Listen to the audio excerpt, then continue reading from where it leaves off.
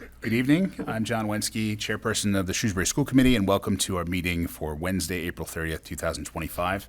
Tonight's meeting is being broadcast live on Selco channels 29 and 329 and streamed live on Shrewsbury Media Connection's website.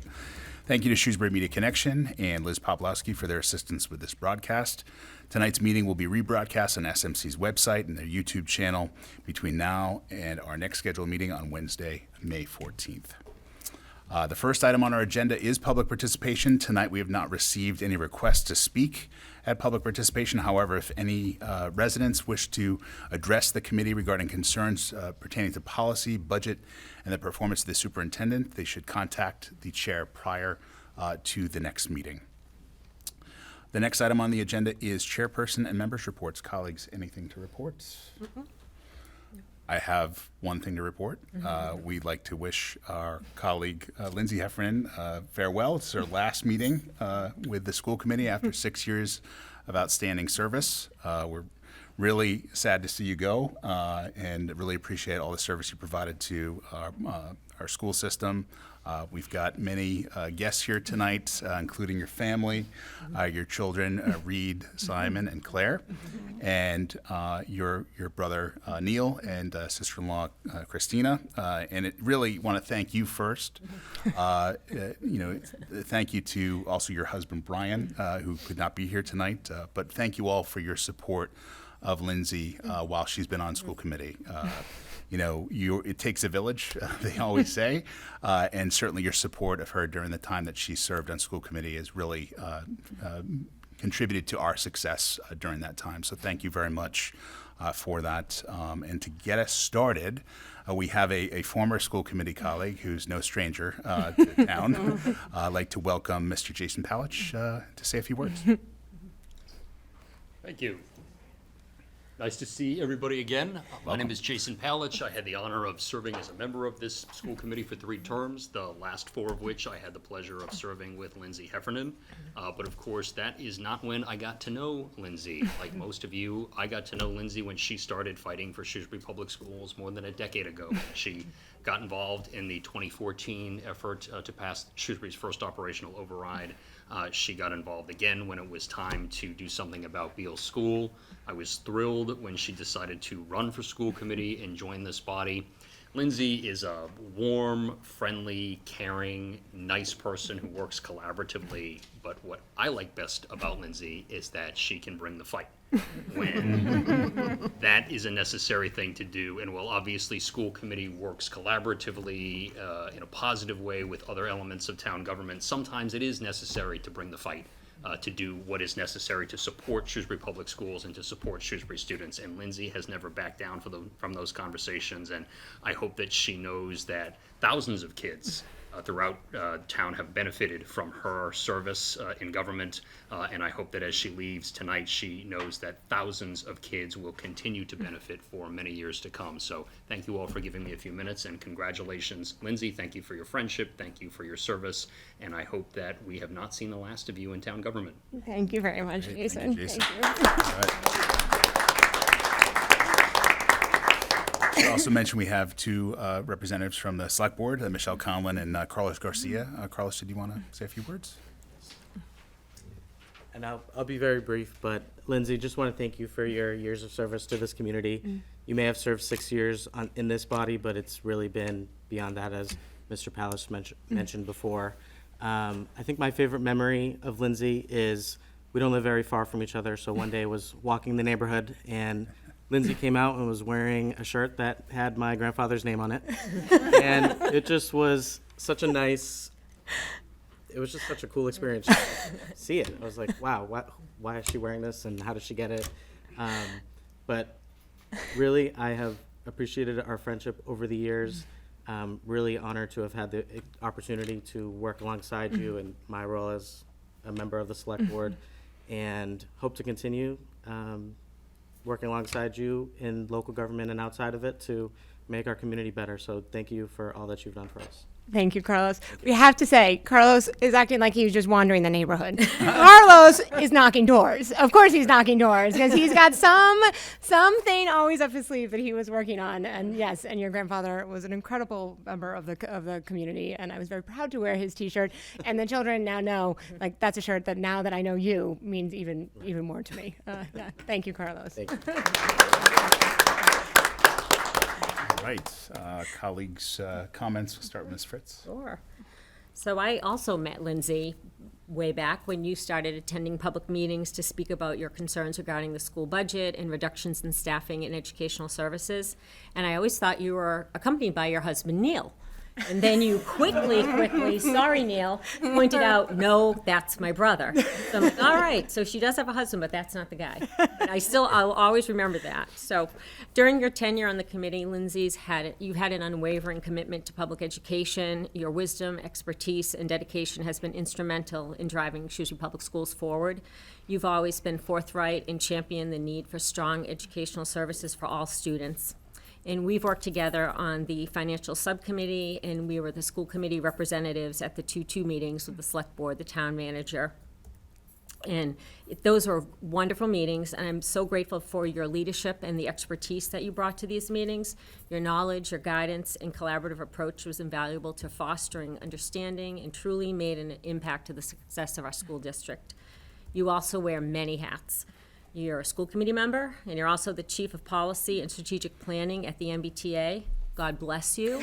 Anytime there's an MBTA thing in the news, poor Lindsay, we send her something about it. And you're also a wife, and you're a mother of 3 children who are very busy. So you're always busy, but you always put in time and effort, and that was required to be an effective school committee member, and you have been a really true asset to our team and to our community. Thank you for being an extraordinary school member, for your strength when making tough decisions, for keeping us focused on long-term needs and goals, being a trusted colleague and a good friend. You will be missed by us.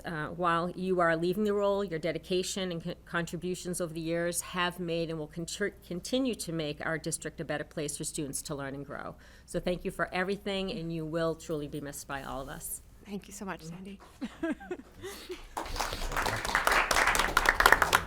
Ms. Boucher. Yeah. So it's difficult to believe that I didn't know Lindsay before I was elected to the school committee 3 years ago, because we have actually been living parallel lives. We both went to Holy Cross, although admittedly she is younger than me. We both went to law school after we went to Holy Cross. We both met our husbands at Holy Cross, and both of our husbands are attorneys. Yeah. So, but it seems almost preordained that we would have worked together, and it has been a pleasure to serve on this board with you. You are a true public servant, both in your day job and in this role, and you've always kept the needs of all students first and foremost in the decisions you make, and you've been a tremendous advocate for our schools. I will greatly miss working with you in this capacity, but I have no doubt that our paths will cross again. Thank you for your service to our community and our schools over the past 6 years. You'll be greatly missed. Thank you. Thank you.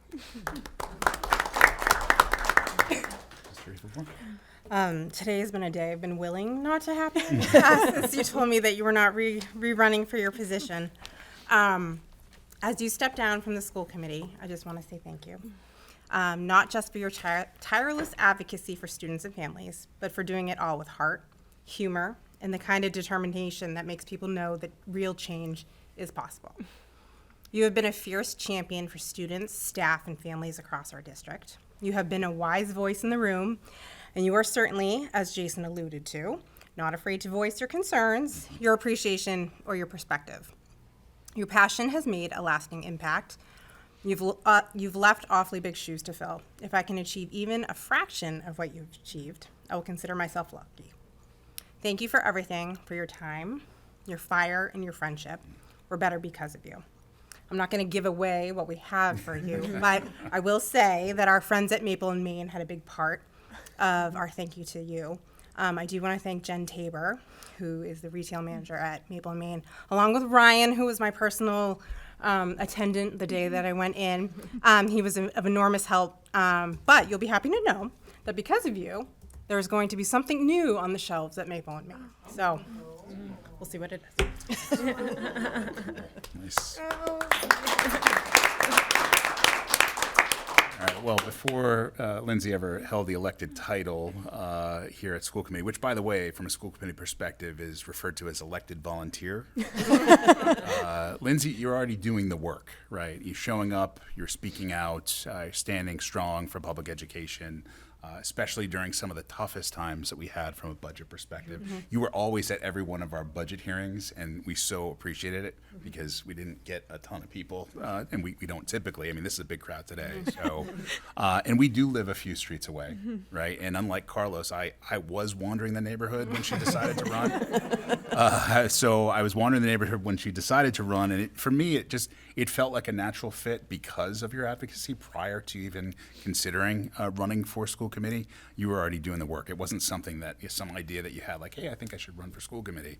You had a passion for it. And on the school committee, Lindsay brought the same commitment and drive, especially in her work on the finance and budget subcommittee, which we just so appreciative for all the work that you've done advocating and to make sure that we had adequate resources, your insight, your diligence, helping guide us through some complex challenges, which is so appreciated.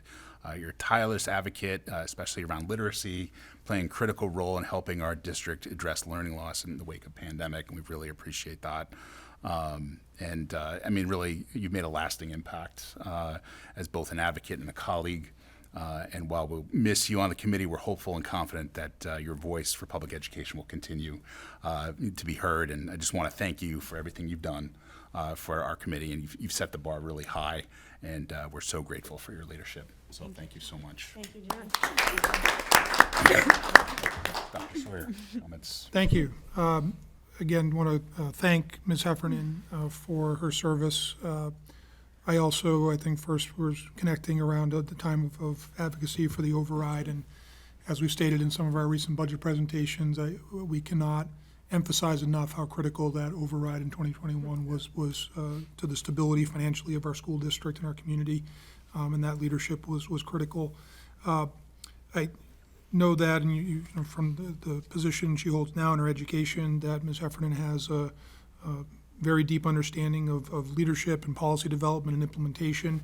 I know I've learned a lot from her in our conversations over the years that she served. And what some people maybe don't know is that prior to that career, she was involved as an attorney supporting juveniles. I think I picked up right away on her just deep care for the well-being of children.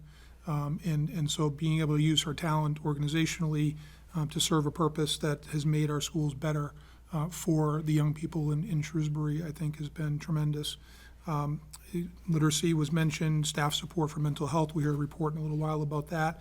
And then a lot of our work together, of course, has been on financial issues, budget issues, where your expertise, your keen eye for detail, and your advocacy have all made a tremendous difference for us. So again, I want to thank you on behalf of everyone, our students, our faculty and staff, our leadership team for all of your support of the district, of our leadership team, of myself. And during what was an enormously eventful time, the pandemic and its aftermath, and you know, people will never quite understand what our school committee did to provide leadership during that time period, and you were a big part of that. So again, thank you, wish you well, and much appreciated for all you've done. Thank you very much. We have a small token of appreciation from the school committee, if you want to hand that off. And then while we're doing that, maybe if you'd like to say a few words. Yeah. Yeah, if I can. Oh my, that's not small.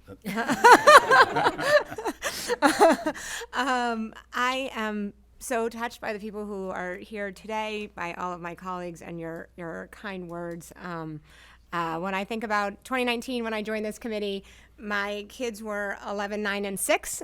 They are now all taller than me and are in the high school and at Sherwood.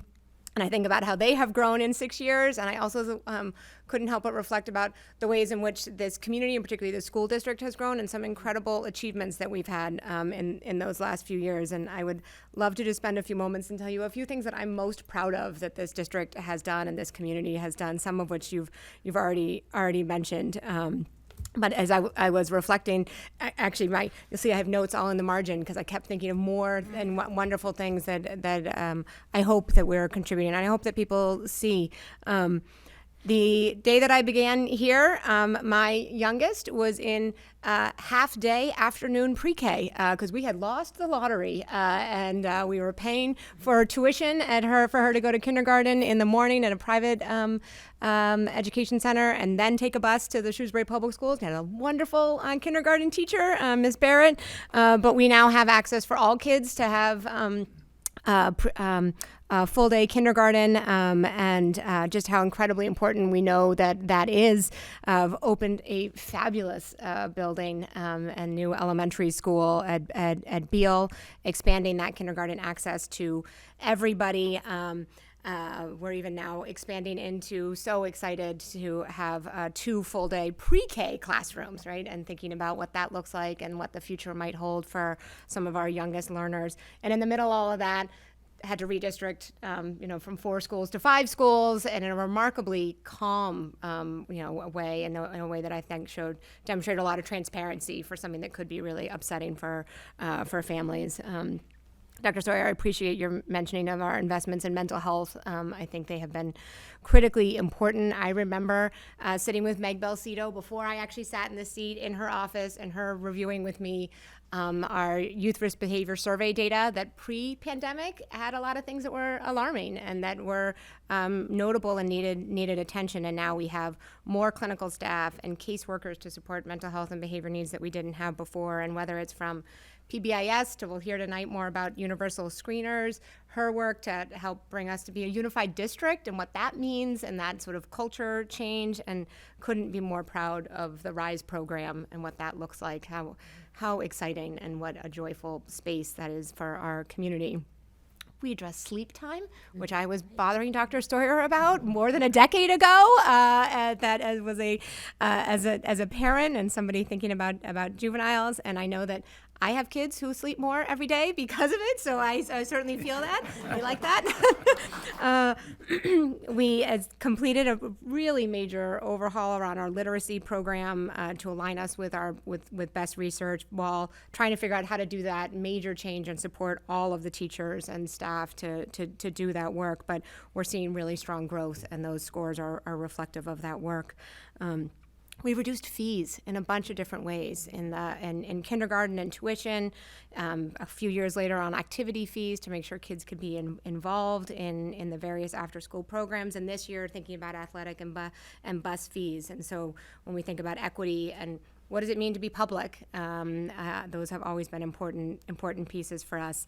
We completed a really bold and comprehensive strategic plan that said, here are all the ways that we want to grow and our path for how we're going to get there, that I think is a measure of communication to everybody outside the district, but also the 1,000 employees that we have to make this school system run. So, and that was all before we got to those are all things when I think about, I didn't know how to talk about COVID. And the COVID year, that was 9 months after I joined school committee, and love you all as I did, and Dr. McGee and Mr. Palach, who are here, certainly on that committee at the time. It was a lot more meetings, and a lot of them down in the dining room, and all of us trying to figure out how we could have more. We could definitely meet weekly. None of us were going anywhere, but thinking about the challenges and the adaptation and change that we had to put the whole district through, and how to make sure that kids were at the center of all of those decisions. So, and most importantly, as has been mentioned by a few of you, none of that would have been possible were it not for the override stabilization agreement. That the partnering with our colleagues on the select board, and I appreciate some of them being here tonight, and ultimately with the community and the voters to bring certainty at a time of absolute chaos, at least on the budgetary side, and stability to staffing, really set us up for a strong footing for all of our future budget cycles. I cannot say, or I can say with certainty, that my proudest time was walking and knocking doors for that override agreement, that there's nothing more important that this community has done, and I know we will need to do it again, and I will be there, I promise, to help. That fundamentally just changed us moving from a whack-a-mole budgeting process and being unable to think strategically to now doing strategic targeted investments that we know we can support year over year. And all of the things I mentioned before wouldn't be possible without that. I'm incredibly proud of our recent moves to do long-range planning on the finance side so that we, again, not doing the whack-a-mole, saying what do we need to outline our both our financial and our academic success of this district and to champion it and say how well we are doing. While also bringing a lot of transparency to our operations as compared to similar districts. I think the necessity of that whole planning effort was to make sure that the entire community knows what it takes to deliver high quality educational services. And if that's what we want, and that's certainly what I want and what brings me, made me want to step up early on. And now we even have a clear path forward for the high school expansion, our next capital project, right? And knowing that we have a path forward to get a lot of state support to do that. So, but at the center of all of that work that I'm incredibly proud of are a lot of important people. And so first and foremost for me, it's the staff. We see a small subset, Dr. Sawyer, of your staff in these meetings, and there are so many more who never come here or who I know just as my kid's teacher, but aren't here. But I know they are incredibly dedicated, thoughtful, skillful folks who have been adapting to a lot of change during my entire time on the committee. Dr. Sawyer, your leadership team in particular, some of whom are here tonight, you have built just a great team who spend probably more time with us than they want to, and also give up an awful lot of evenings to be here, are so committed, and I am really so grateful to them. The parents of this district, we sometimes joke, it came up recently, we have 1,000 staff and 6,000 kids, and I say, and we have 12,000 parents, right, who are part of our district when we think about the young people that we have who provide us feedback, and sometimes they don't, and we wish there was more, and I take that as a sign that they think we're doing the right thing, and that we're moving forward. But they also uplift areas of need for us and opportunity, so continue to want to support their need to bring their voices forward. Our town staff and leadership across the board are so important in all of our joint planning needs, and getting to understand the interplay between the school system and the municipal side is so important to really move all of our joint work forward. And I think a lot of our most important and critical conversations have come in those spaces where we can talk about hard trade-offs and what kind of community do we really want to be. I already mentioned, but there's the voters, right? The voters that are telling us and have told us consistently over and over again in the last decade that they support and they value education, and they see the value that this school system brings not only to their property values, but to their children, and why they choose to come here to raise their kids just as I did, following my brother's good, sage advice, to be clear. And then it's really to all of you, those who are not here, but who were here with us before. Dr. Sawyer, I mean, the discussions and the goal setting and the subcommittees and the subcommittees and the subcommittees and the virtual meetings and the late nights in this room with nobody here, from joint board meetings and workshops and task forces, because we always have a task force of some sort to tackle something complicated. We'll hear from one of them tonight on artificial intelligence. Your passion for the Shrewsbury Public Schools just mean so much to me. Your grace under pressure that we get, the questions and curiosity and the desire to see us be better. And I think it's the kids, right? We don't see them that often here, and when you bring them, we're very happy to see them, and they bring us an awful lot of joy. But my kids have had to wrestle with being sort of my guinea pigs for a while, where I ask them questions about, well, how does that work? And then what happens? And tell me more about that. And their friends who they've learned, if you bring a friend over for dinner, I'm going to ask them about school and how is it going? And tell me about, what is it when it moved from 3 lunches to 4 lunches? How was that?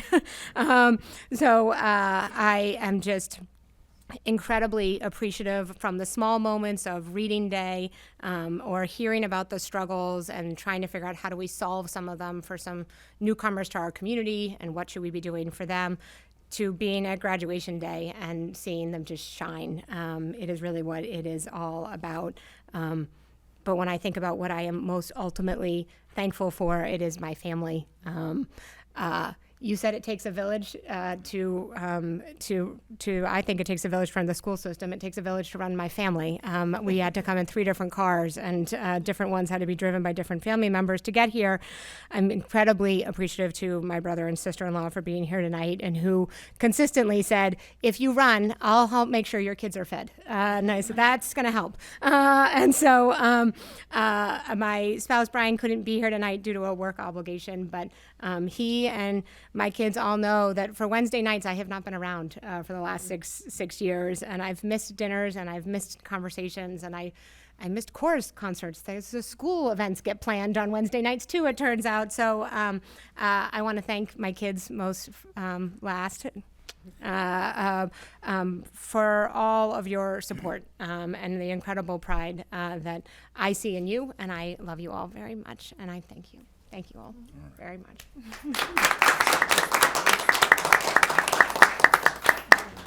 About the Maple and May. So there's a lot of goodies in here. Okay. But there's a big blue thing in the front of your basket. Okay. That came from Maple and Maine. There's actually 2 things in there from Maple and Maine, but so that is we were going with the like charcuterie board, but we were thinking like wood, but that's not food safe. So we have a glass cutting board that has the symbols of Shrewsbury, and it has Lindsay's name on it as well. Your dates of service. And the dates of service that you were on there. So that is going to be, as they were making that, somebody came in and was like, "What is that?"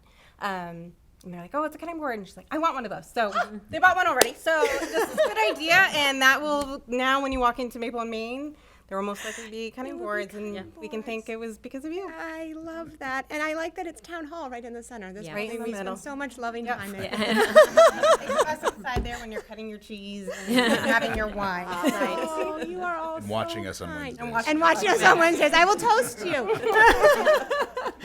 And the wine is from Broken Creek, the vineyard in town. Oh, there are And the are glass- Shrewsbury wine glasses They're with etched. maps. There's maps on them. Which precinct is it?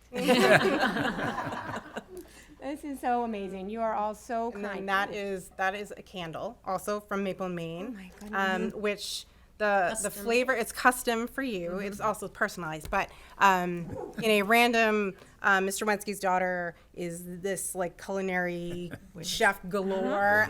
She showed him a picture of carrot cake, or her interpretation of carrot cake, and Lindsay said, "I love carrot cake." Yeah. So You remember that? yes, I did. There you go. That's really good. There you go.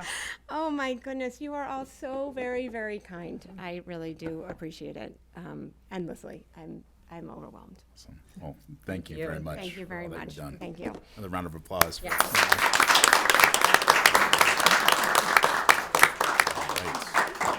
Very good. Thank you. Thank you all for being here. And thank you for all the for time. being here too. I know we have work to We do. won't be offended if you leave, and we won't be offended. So it's a long agenda. So that's right. We appreciate that too. Thank you so much for being here. Appreciate it. Thank you. Thank you. Right. Thank you. Thank All you all right. very much. Bye, guys. Lost my place. The next item on our agenda is superintendent's report. Dr. Sawyer. Thank you very much. Given that we have a big agenda tonight, I'm going to refrain, other than to say that, and we will be updating the committee over the coming weeks with regard to just a lot of successes our students have been having, from robotics and competing in the national international tournament in Houston, Texas recently.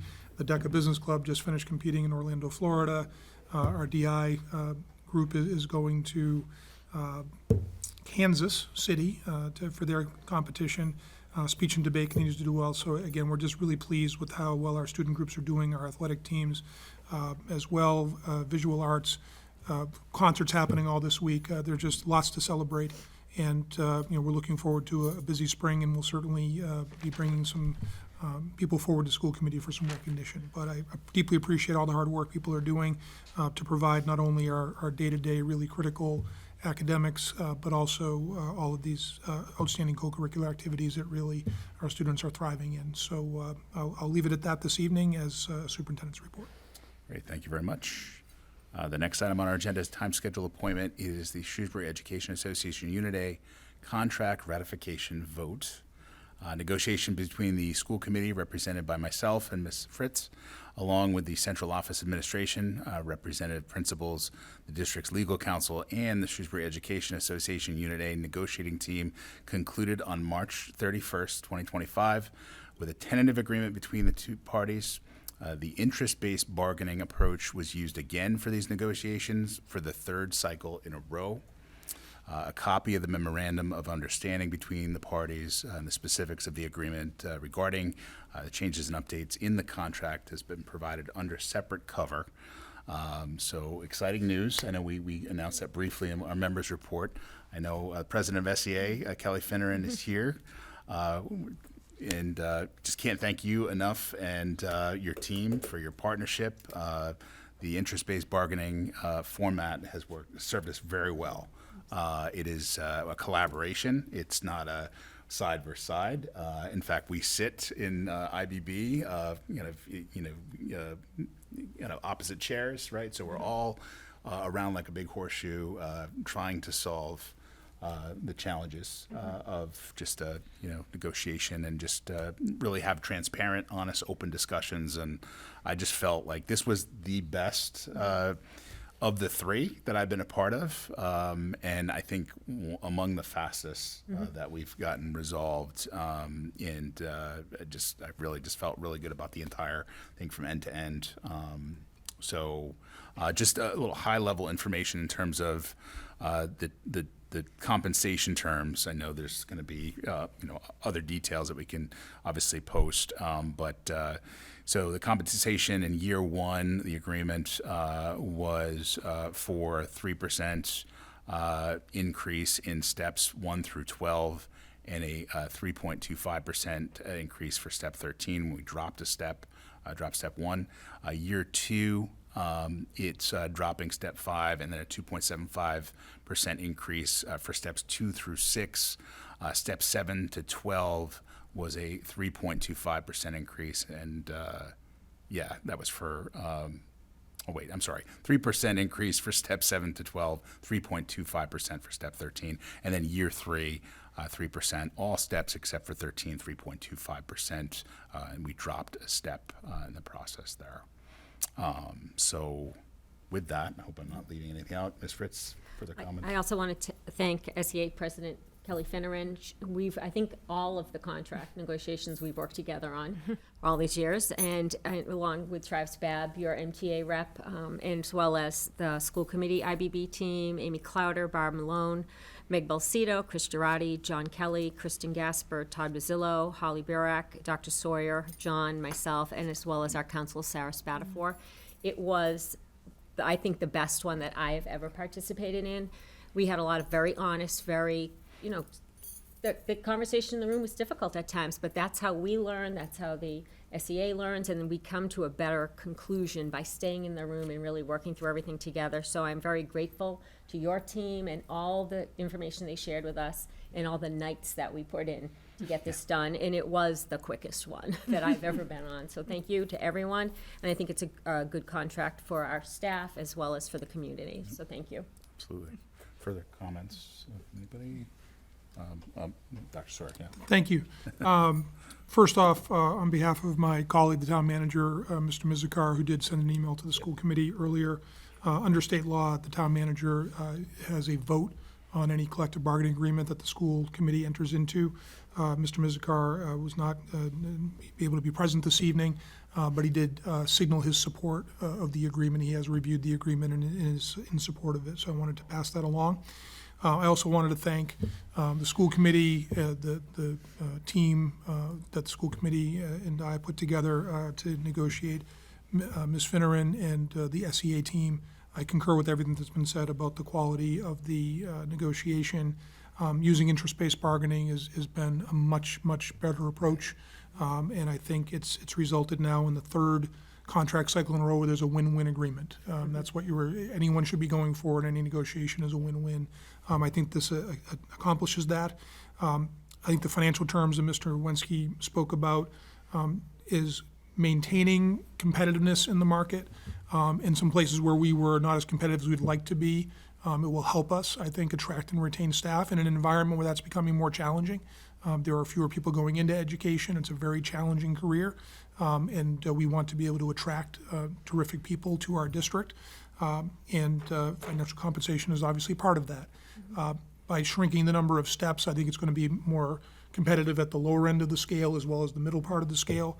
And then we have, I think some 56 some odd % of our faculty in Unit A are at the top step, and so they get the cost of living increase. They're not on step increases. And so to be able to do a little bit more for them, and given the work that they've done, certainly over the last several years, as referenced earlier, during a challenging time, was appropriate and appreciated, all while staying within the affordability of what we have relative to the financial situation we're in, which is stable, and this will enable us to continue to do that. It should, there's some other elements in the contract that provide a little more flexibility in certain ways and adjust some stipends, and just in terms of, and just underscoring again the ongoing collaborative work between the administration and the SEA leadership around how we can best support our educators as we continue to implement new initiatives and the ongoing initiatives that we have. It's important for us to have their voice, and I think that this negotiation helped us to continue to do that. And finally, I think anyone who's been paying attention to the news in the last couple of years in Massachusetts, this has not been an environment where we've seen great quote-unquote labor management relations in the public education sector. That is not the reality in Shrewsbury, and I really think that everyone involved is to be commended for that. This is a place where longstanding, I was actually on a call today with some other superintendents from around the state, and I was able to, I tried not to sound like I was bragging too much, because there are a lot of challenging situations elsewhere, but we have union leadership that is really thoughtful and communicates well and partners with us while really advocating for their members' needs. We have a school committee who wants to understand what the needs are and wants to balance the financial ability of the town with what we can do to best serve our teachers. We have a leadership team who wants to support that work. And longstanding relationships, a lot of stability, school committee, union leadership, our leadership team, and the administration. All of that is a recipe for getting an agreement that both sides can feel good about, and that serves our school district well going forward. So I certainly recommend that the school committee vote to ratify, and appreciate that the SEA did ratify earlier today, and by a very significant margin, and overwhelmingly really, which we appreciate. And we're looking forward to heading into this next 3-year contract cycle. So thank you very much to everyone involved. Yeah, truly very fortunate to be in this position. It's different in Shrewsbury, a very collaborative environment that we've created with our SEA partners. So thank you again. And you mentioned all of the hard work from the teams that participated. Just super helpful subject matter experts, Dr. Sawyer, Mr. Girardi, with all of the finance number crunching. I mean, just a lot of work, a lot of prep, and I really appreciate your leadership team as well. Just outstanding work, so thank you all. With that good news, I believe if there's no further comments, we can bring this to a vote.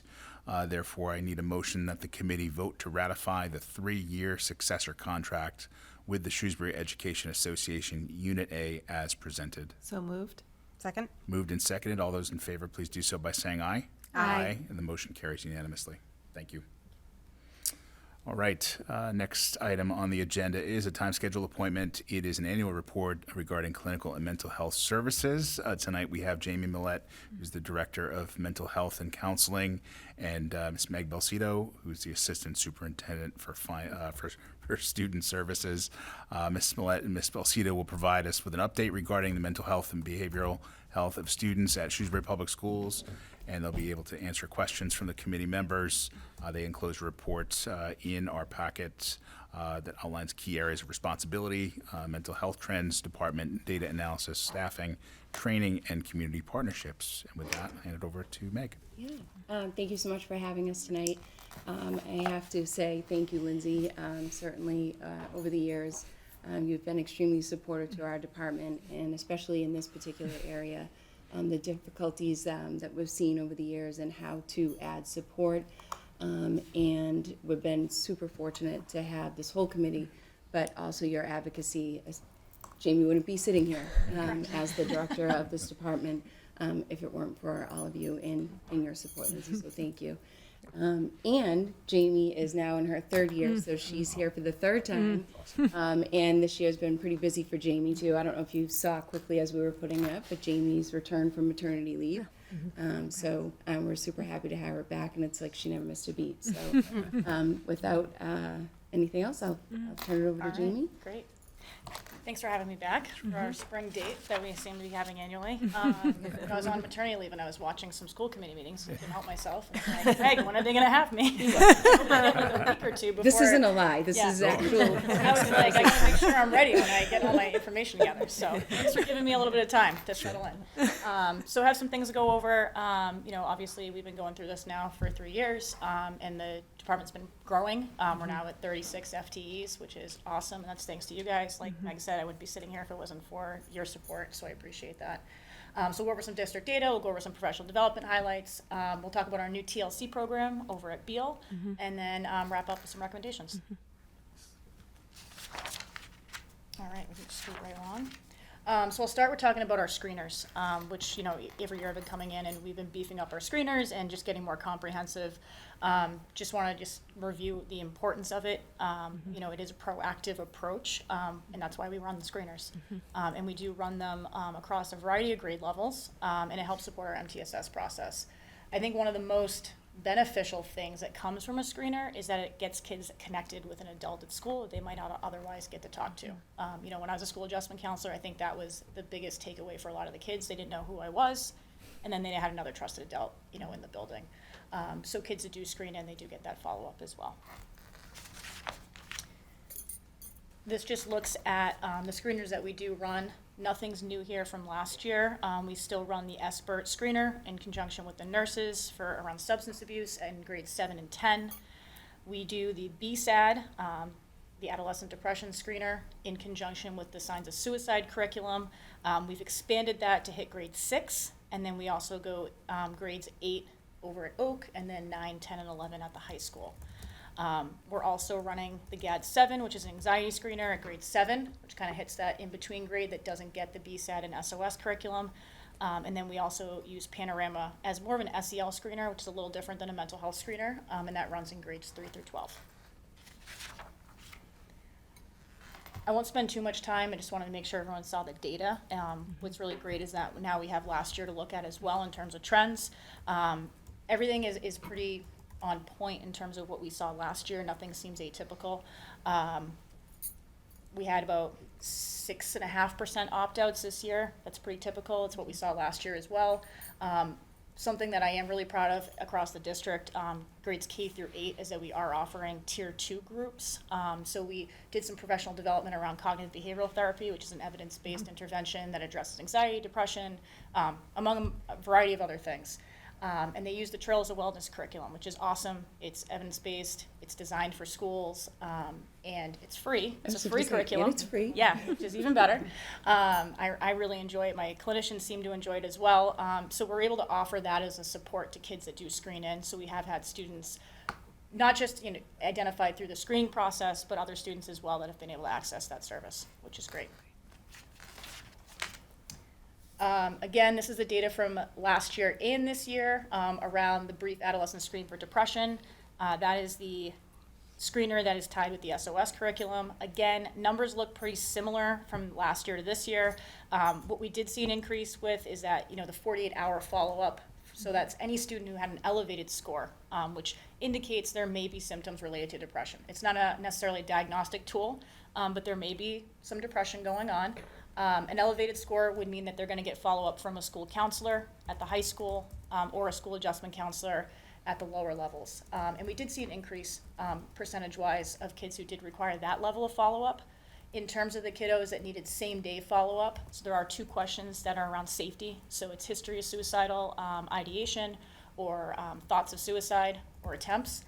Anyone who answers yes to either of those questions, they do get a follow-up with a school adjustment counselor. We do make sure a clinical staff member follows up with those kids. And those numbers were pretty similar this year to last year. Okay, I had to add some cool visuals to my presentation. So we have an image on the left is from Jill Goyette. She's our bright teacher over at Sherwood. She's got some really awesome visuals in her classroom area. In the middle there is Jocelyn Blessing. She is a new school adjustment counselor who somehow got roped into being Gigi, so I had to include that. And then we also have some artwork of the Falcon's Nest, which is a reset space for students over at Floral. I came back from leave and I saw it and I was like, this is really cool. If you look actually at some of the artwork, there is a breathing infinity sign in there, which is a coping skill that kids can access, the figure 8 breathing, which is really cool. So taking a look at our growing department, we're at 36 FTEs. This is just looking at just the school adjustment counselors and psychologists. So there's 22 school adjustment counselors. Some of the school adjustment counselors are LMHCs, licensed mental health clinicians. Some are licensed independent clinical social workers. All are DESE licensed school adjustment counselors, social workers as well. And then we have 9 school psychologists. We have some school psychologists that are actually state licensed as clinical psychologists, and again, all are DESE licensed as well. In addition to these staff, which I'll go over in a couple more slides, we have 4 clinical coordinator BCBAs and also a district social worker, Felicity Boisvert, who is also an LICSW. Looking at some of the data in terms of caseloads, we're able to break it down based off of data we collect from staff. We're also utilizing, talked about it last year in my presentation, August Schools with an EHR system, which has been really helpful and honestly makes my life so much easier when I'm coming to present to you guys to get this information. And it's good for us to look at in terms of making data-driven decision too. How to support kids, where to support kids. So taking a look at this visual, we broke it down by school and we looked at total caseload averages based on number of clinicians in buildings that are carrying caseloads. Psychologists at middle and high school level typically don't carry a caseload. The reason being is that their testing demands are extremely high. So that does alter, in terms of the ratio, if you look back at the previous slide. And then we also looked at IEP direct service, and I looked at anything that was defined as like a C grid in an IEP, which is direct counseling or small group pull-out, services. So you can take a look at that. Something that's noteworthy here is looking at Sherwood. Sherwood's half the size, and Oak is half the size of the high school, and yet the numbers do look pretty similar. Mm-hmm.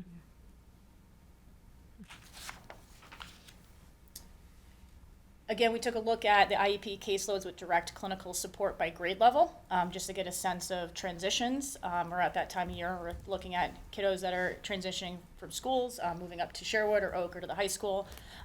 We do see a little bit of a drop-off after 6th grade, so it is something that we're going to look at, and I'd like to just monitor for another year and keep an eye on it. This is the first year I've run the data this way, so definitely we'll be looking to compare this next year when I present to you guys again. Here are the data points for our clinical coordinator BCBAs. So we have 4 FTE positions. We have a 5th who technically doesn't fall under my department. She is for the specialized programs. So Amy Bunn had transitioned into that role, and so she's supporting of our ELC and ILC classrooms. So just to look at, we had 81 students who received support, and I just did a breakdown by grade level. We divided them and put them into home bases based on intensity of the data that we saw last year. So we have one that covers Beale, consults the TLC program and the RISE program, another at Coolidge, Patton, and Spring, a third does the middle schools, Oak and Sherwood, and then our 4th covers Floral, Parker Road, and the high school. So we'll look to see how these numbers reflect based on last year and then make determinations of how they'll divide and conquer for next year as well. Here's the data for our district social worker. Felicity received 28 referrals. Typically, they're looking for outside service recommendations or referrals. Sometimes there's food insecurity, clothing, housing support, assistance applying for Mass Health. That came up quite a bit this year. She is also our homeless student liaison and our McKinney-Vento point of contact as well. We have 58 homeless students across the district, 31 of which are in our shelters, our emergency shelter as well. We talked a lot about last year how just her job has changed quite a bit with the support of the shelter. this is just a quick visual of some of the other things that Felicity has supported throughout the year. There's been some clothing pop-ups to support those in need. She's done some staff trainings around new arrival families and just best practice trauma-informed support for families and students. She partnered with our family liaison over at the shelter to provide a Welcome to Shrewsbury Public Schools presentation to those families. She's also partnered with the EL department to provide some support around the ESL program, Unity in Language, that's been running. Started back in March and runs through May. And they're also piloting a mobile food pantry in partnership with our RISE students and some other community volunteers. Again, here's some data that if we didn't have August, I could not provide this visual to you and would not be able to look at the number of students that we've encountered. So just to put that in perspective, about 30% of our district has had some sort of contact with a clinical support staff member. So that's a BCBA, psychologist, or a school adjustment counselor. Encounters are defined as any sort of consultation, direct service, crisis or emergency intervention, collateral contact with a parent, guardian, or teacher, or even outside provider. So this just breaks it down by the district. You know, you can see, again, like we were looking at some of those other visuals with the data, you know, Sherwood is seeing a lot of kids. They had 429 students encountered. Of their population, this is for the whole district, that was 45% of Sherwood. So they are very, very busy over there. Coolidge, which is our high needs building, you know, I know Dr. Sawyer's spoken at other meetings about the addition of an FTE school adjustment counselor over at that building to support their needs. That building, again, 155 students were encountered at Coolidge. That makes up 59% of their building. And that accounts for over 30,000 in total encounters that the staff have provided to students. You know, you see trends. I think this kind of clinically makes sense because with younger kiddos, there's a lot more externalizing behaviors. So there likely is probably more frequency of encounters and contact, whereas older kiddos tend to internalize a bit more, and they might not pop up on a radar as quickly. This is taking a look at our emergency response data. So looking at students at elementary, middle, and high school level, partial hospitalizations programs, which now, since COVID, have transitioned back to in-person, so it has looked a little bit different. Anyone who's met criteria for an inpatient or CBAT program, our EMH referrals, so that could be to Youth Mobile Crisis, could be going over to UMass to get evaluated over there, and then also our 51As. At the elementary level, we've seen an increase, a very small increase of emergency mental health referrals and a small increase with 51As. I guess the good news here is we've seen a decrease at the middle level of emergency mental health referrals that we've had this year. And then the high school, again, has seen an increase in emergency mental health referrals and also students who have required inpatient level of care. Our BRIGHT program is, our Tier 3 program that's running currently at Oak, Sherwood, at the high school. Our staffing is at Sherwood. We have an academic coordinator who is supported by the school adjustment counselors within that building. At Oak, we have a dedicated clinical coordinator who's a school adjustment counselor, and we have a dedicated academic tutor. And at the high school, we have a clinical coordinator dedicated to the program who's a school adjustment counselor, and then we also have an academic teacher as well. And BRIGHT is for our Tier 3 kiddos. Here is our data points for the high school, Oak, and Sherwood. Sherwood has looked a little bit different this year in the sense that they're really supporting more functionally absent students who may be physically present but not able to really be meaningfully included or really in a place to access academics successfully. But you can see, there is an abundance of a lot of the referrals across the district are mental health related. The high school, you do see concussions, athletic injuries, and those sorts of things as well. Quickly to look at the professional development highlights, I kind of just squeezed these all into one slide. We have really taken an initiative to make sure our staff are equipped with clinical professional development, opportunities for CEUs to support their licensure outside of DESE and education license, because a lot of them hold a professional license through the state. So we've done some training with Open Sky. Last year we did some on cognitive behavioral therapy. This year we did a 2-part training on DBT, dialectical behavioral therapy, which is also a intervention you can use as a Tier 2 group or also for some Tier 3 counseling. We work closely with MPY for on-demand trainings. We've done some new IEP trainings through Bloom and DESE. All the schools done some trainings with us around documentation and data collection. And we've also had ongoing district-wide initiatives for PBIS and restorative practices as well. Right, so moving along to our new program, our TLC, this is probably one of the highlights of the year. Last year, Nicole Bradley was with me, and we were talking about the program that we had and also the need, and we were looking to develop this. So last year we went and we had toured some programs, we're building information, consulted with Alex Hirschberg, who is a clinical psychologist who specializes in programs for supporting social, emotional, behavioral programming in educational settings. And, we're proud of the work that we've done. We've been able to keep kids included and keep them serviced in-house. We've had 6 students that we've been able to support and keep here that may have gone out of district. The goal is, to keep kids here, figure out what's going on and how do we stabilize them and how do we get them back into the classroom and include it as quickly as possible. So the program could look like a short-term placement, like a 45-day assessment. It could also turn into a special education placement. So we're taking on a hybrid model of the program. Core services, like I said, we're assessing and targeting what are the lagging social emotional skills so that kids can get back to accessing learning. We have classroom-wide and individualized behavior plans. The program is supported by a BCBA. It's actually Nicole Bradley, who was here with me last year. We have individualized academic support with a teacher in the program. We have counseling. We have a dedicated school adjustment counselor, which I can't stress how important that is. Because it really is daily clinical counseling that's happening, in addition to embedded social emotional learning opportunities within the classroom environment as well. And there's lots and lots of data collection, which I'll show you in a moment. This is our dream team, the TLC staff. I had to squeeze them in here. I texted them last minute. I'm like, I need a picture of all of you. I don't know how you guys are going to do that Smiling, when of you're course. with kids all day, but they managed to do it for me. So like I said, we have a school adjustment counselor, social worker, we have a special ed teacher, we have paraeducators, and then we also have the support of the clinical coordinator, BCBA. We also have other specialists consulting with the program as well. And they're also in constant contact with general ed teachers because their kids are tied to a gen ed classroom, and they do go in for inclusion opportunities as often as possible.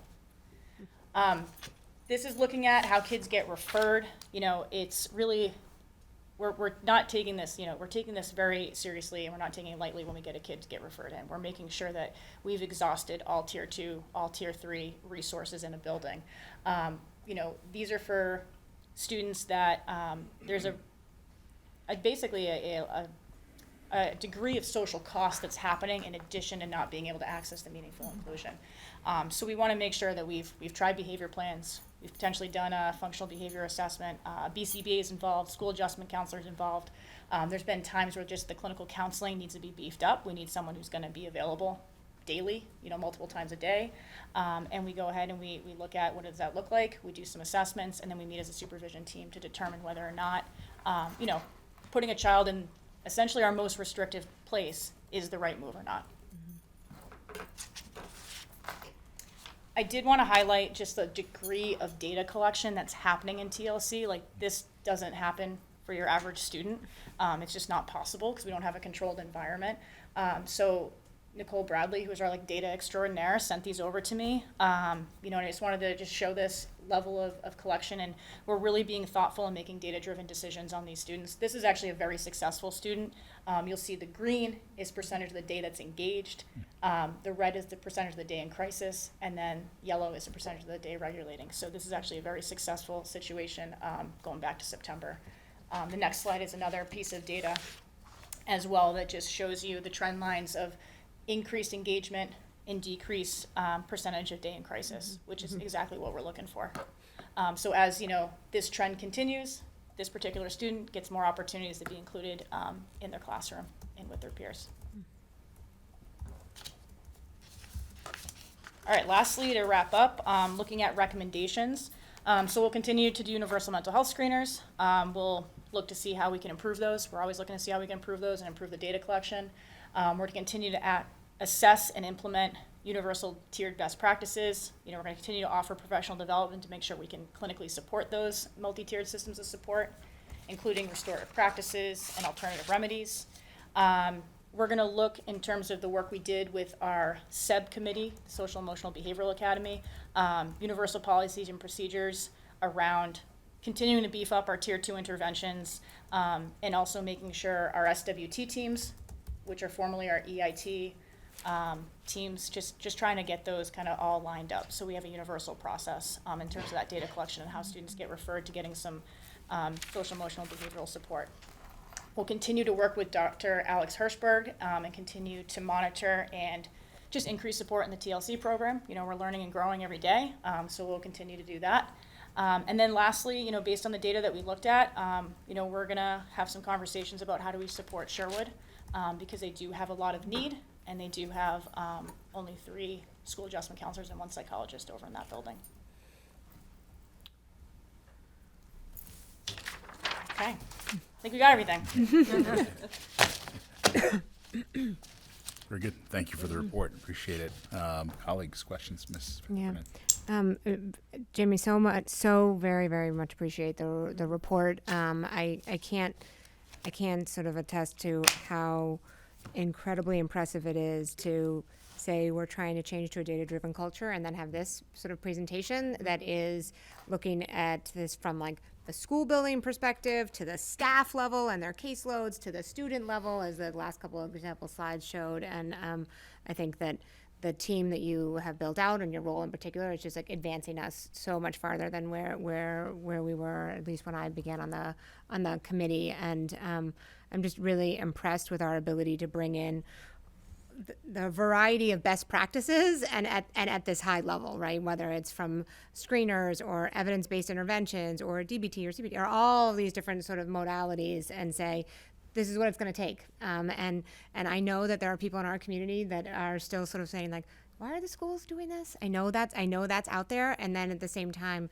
we're keeping kids in the classroom, we're keeping them in their schools, we're making sure they're safe.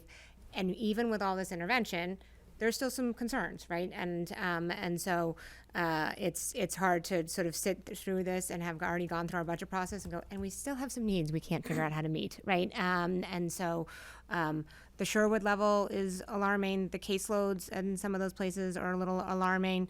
You know, I'm trying to think through, how do you have, you know, the percentage of kids, if you do a screening, who need a 48-hour intervention, and it went from 3 or 4% to like 9%. Like, well, how do you, you didn't triple your staff load, so how are we managing and making sure that's happening within 48 hours? And I'm sure there's moments and times where that's not possible. And so, like, how do we sort of set some standards and then make sure we're staffed and resourced to meet them because we think they're right? And what I really appreciate is that we're not picking those standards out of a hat. We're looking at the evidence in the field. We're saying these are the right sort of tools. This is when we have to do this. These are the different age levels in which we have to do some of the screeners. So I guess a couple of questions. The caseload piece, so there was 1 to 320. It's hard not to have that jump out of the page. I think that was your, well, I don't have your slide. Your slides don't have numbers on them, but the one where you broke out by class, by school building, the ratio at Sherwood Middle, it's got an asterisk on it, so I just want to make sure it's like a fair comparison to comparison, because it also seems like the Shrewsbury High School is similarly high, and so, but you haven't quite talked about the high school at the same level, so maybe you can just help me understand why caseload, but maybe the level of intensity, you know, caseload's one metric, but why you sort of are leaning on, well, Sherwood is a place we should be paying maybe a little more attention to. Sure, yeah, so those, so at Sherwood, Oak, and the high school all had the same coding in terms of the school psychs not being counted towards the ratio, just because of the testing demands. In terms of looking at Sherwood versus the high school, Sherwood does carry a higher level of IEP caseloads. So not to say there's not clinical mental health needs, but IEP service delivery, obviously there's a state mandate, there's like a legal requirement to it, and there is a bigger lift in terms of data collection. Some of them are the IEP liaison, so they're running those, you know, all the progress reports and all that sort of information gathering, that sort of thing. So there's a little bit more to it than just sitting with the kid, I guess, you know, if you look at it that way. The caseloads do look very similar, though, in terms of the high school as well, in terms of the number of the kiddos that they're seeing. Sherwood does run some groups, so they're able to catch kids with some more tier 2 interventions, which in a lot of ways is more bang for your buck.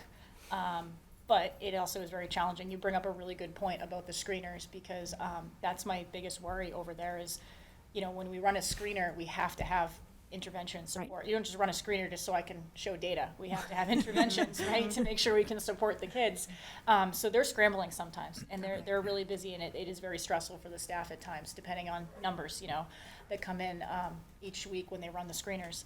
The high school also has the support of the school counselors, and so I think that's why it's a little bit different as well. Now, the school counselors do provide some level of counseling support. The tier 3 kind of like heavy hitting type of cases that require a lot of case management, a lot of real mental health clinical expertise, those go to the clinical staff. But the school counselors, some kids have great relationship with their school counselors, so some of that is being picked up by them as well.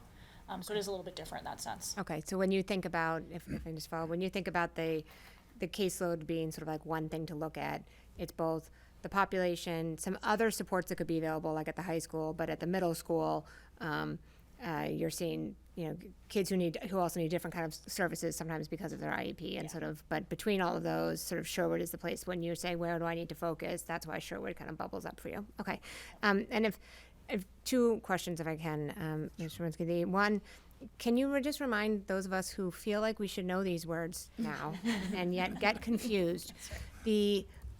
We talk a lot about like clinicians, but then there's clinical coordinators, and those are very different humans doing different things, and it sounds really important, but for people who are just tuning in, those sound really similar. So what's the difference? Why does it matter? That is confusing. That was yeah. fair. I didn't name those. I didn't. No, I know you didn't. So- I know you didn't. And there's acronyms. Yeah. They're not your fault. We just got to learn them and we got to catch up. But I that one feels important because we're sort of saying that investment in the clinical coordinator. I remember making it a few years ago, saying it was important.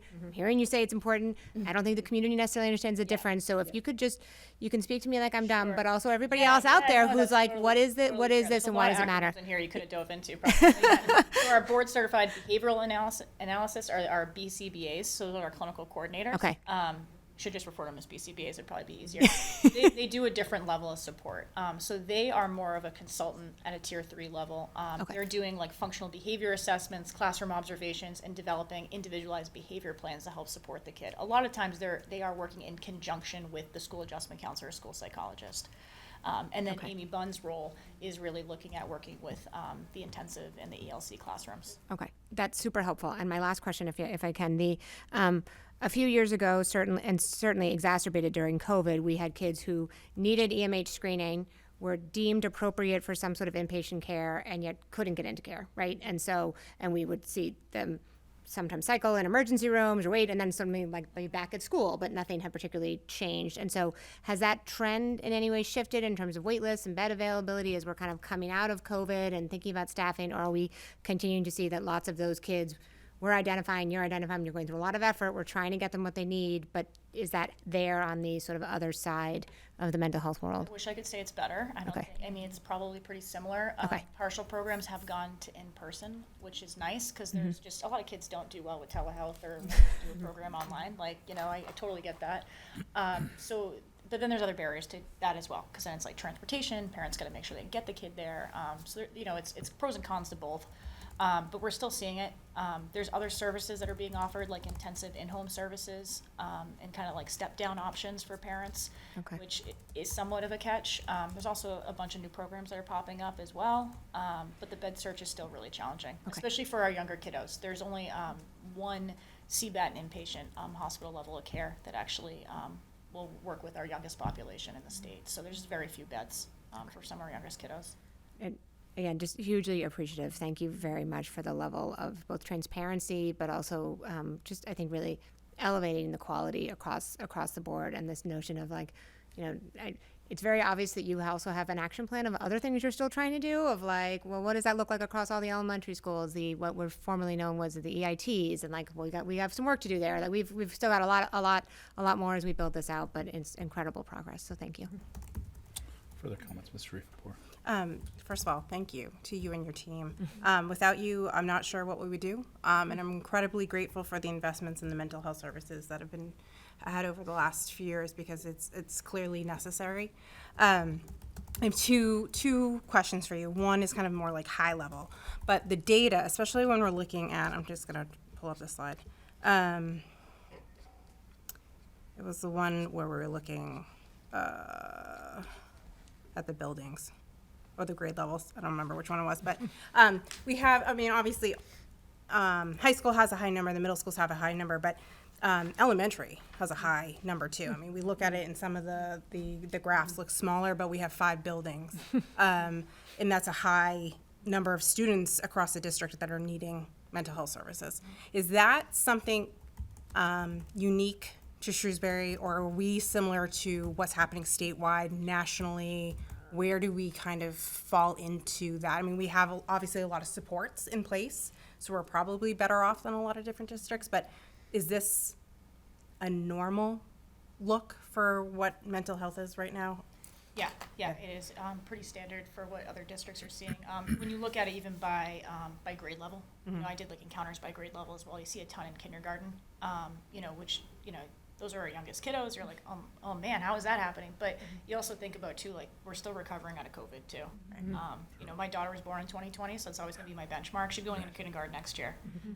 Thank goodness I got her into daycare, but there's going to be a lot of families, you know, in this cohort that those kiddos didn't get a lot of early intervention and early, you know, childhood educational opportunities. So I think we're going to continue to see some of that. Some of it, I think, at the younger grade levels is like school readiness, studentship skills, like those sorts of things. So they're less glaring like clinical mental health needs and just more of a behavioral concern that we see. And it looks very different at elementary versus our older grade levels. You know, elementary data that I would, you know, love to show you guys with fidelity, but the problem is walkie calls are never tracked well because you're running. So it's hard for people to go back and make sure they track exactly when they, you know, started a walkie call and ended a walkie call. But there's a lot more walkie calls K through Sherwood, you know, because it just the behaviors look different. You know, whereas at the high school, if a kid's upset, you know, they probably dip out of class and they're not running around the building. You know, it just looks very different. Can I ask one more question? Absolutely.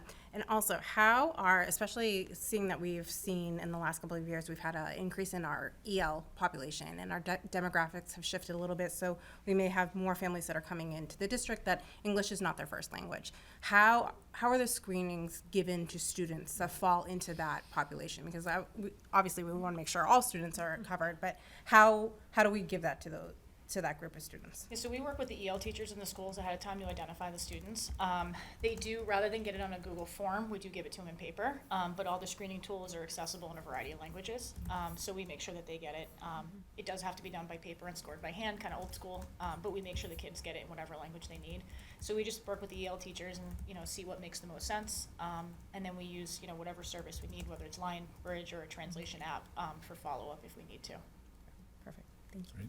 Ms. Boucher. Yeah, I'd like to also thank you for the report. The data is just so helpful for us as we're trying to evaluate these staffing levels and the efficacy of the investments that we've made, so thank you so much. I think some of the things that jumped out at me from your report were the 70 incidents for emergency mental health evaluations versus 44 about the same time. So this is just last year, so these problems are not going away, you know. Additionally, I had a question about the August schools. Is that, who has access to that, and how has that been utilized in the district to kind of, I know obviously your team, but do the nurses have access as well, or how does it work? If you could kind of tell us how, practically speaking, it's been of assistance. Sure. Nurses actually piloted it last year, and they actually went back to SNAP, which was their original platform that they had used. I'd actually tried to use SNAP in my previous district for behavioral health, and it just was not a good fit. It was also before they had a behavioral health platform. But August is really specialized for counseling. That's what it was designed for. So I can see where the nurses probably wanted to go back to their old platform. You know, I totally get it. So it's really just my department that has access. Some administrators have asked to have access as well, so we do have an administrator lens so they can look at encounter logs for students, and you can run some quick analytics that way and get some visuals on just reports. They run monthly reports for you, or you could look at a student encounter log. If you're like going into a meeting with a parent, you want to be able to have some data to look through there. But it is, you know, confidential. It's HIPAA and FERPA, you know, certified on the cloud. I don't know, Katie, you can probably talk to the IT around it. That's what they tell me. But it checks all those boxes, and we only have the clinical staff have access, and they actually only have access within their buildings. So it's not like a high school counselor can go looking through notes of a kindergarten kiddo. The other thing is it travels with the kid too, which is nice, so that when you get a kid through transition, you can go back and look through. Thank you very much. Right, Ms. Fritz? Thank you again for the report, and we're already talking about data-driven, it's one of our goals, it's how we want to look at the decisions we make, and it's very helpful to have that data. Like, it's a lot to go through, but once you start using it, I think it gives the visuals to show that the investment, and when we talk about making investments in certain areas, it does have payout, or do we need to pivot? But I think this has been a very wise investment that our district has done over time. Years ago, mental health wasn't discussed, it wasn't in the schools, and now it's part of what we need to do to provide educational services, and your team is doing an amazing job. And to hear that you're working with cognitive behavioral therapy, like techniques that we weren't doing before that we're bringing in, that is helping students. And we're always looking for what's the next step, and our role is to make sure that we're funding it appropriately. Your recommendations are something that we definitely need to consider and look at as the program evolves and needs change. Where do the services need to be applied and what else might be needed? So thank you for everything. I think it's really good work, and it's definitely benefiting students. The data is showing that. Thank you. Yeah, thank you for the report. As you were presenting, Jamie, I was just thinking, 3 years ago, how are we doing this work? It's so complex, and just another example of just really solid investments in this space. And I kept thinking also about the importance of data, and I think this is another example of how critical it is. And we've seen many examples this school year about access to data to help us make informed decisions. And I'm curious, like, since you started 3 years ago, have you seen, improvements in that space just to get, you shared some data today. I'm just curious, and you mentioned Nicole Bradley, who's kind of like your data guru, right? Which is important, right? Because it can take a lot to pull reporting, and if it's not easily accessible, that delays your ability to make those decisions, right? So just curious if you've seen kind of the evolution of access. The BCBA's, they love data, they love their numbers, so I always lean on them to look at stuff and organize numbers for me. But I think August has really changed things. Otherwise I'm getting caseloads, I'm hand counting things, which I'm still doing that to a certain extent to provide you guys with some of the data. But I think that's really been a big game changer in terms of being able to look at that. For me, I just want to see how many kids are we touching in the district, and 30%, that's I think pretty on point for what other districts in the area are seeing. So I hope I can continue to, be able to show this data trends, like even just breaking it down by grade level. I didn't do that last year, and it was something I was like, I'd like to look at just because the trends are a little bit different. So I'm hoping that each year we can come back with a little bit more, and I don't know, maybe the BCBA's will give me another point after watching this of what I should have done. So we'll have new data probably to come back with, but it's been exciting, and it's been, I'm glad we've got the money and the investment to put into August too, because, all of these things cost money, but I do think that they're worth investing in because, data helps drive decisions and, helps you guys see the support that you've put into this, come to life. That's great. Well, thank you so much for the report and for all your work with our students. Thank you, Dr. Sawyer, for the comments. I certainly want to thank Ms. Willett and her team for the extraordinary work that they do in our district every day. These are some of the most complex and difficult situations that any educators work with in our field. They are paramount to student safety, to student well-being, and as I think was referred to earlier, prior to the pandemic, we already were realizing a crisis in youth mental health. The pandemic exacerbated it, amplified it, and again, deeply appreciate the school committee's willingness to provide more supports, more personnel, so we have more people with expertise to do this work. It's been critical to have that. I don't want to think about what it would be like if we didn't have that. And you can tell from the quality of the presentation and her responses that Ms. Millett is an outstanding leader of this department and really has been able to just bring things to another level, and will continue to do that. I'm very confident. It's one of our 3 strategic priorities, of course, and the enhanced well-being of all, and I think that this is not something that we're going to solve for in a year. These are things that these are dilemmas that we're managing, and with that said, I think some of the things we've started to put in place are getting traction, and I'm confident that we are in a stronger place in terms of the kinds of supports we can provide to students, the quality of those supports, It's really something that I'm very proud of and to see happening. I can't take credit for it at all, but Ms. Belcito, Ms. Millette, the whole department, working in conjunction with our teachers in the classrooms, our principals and assistant principals, every role is our para-educators.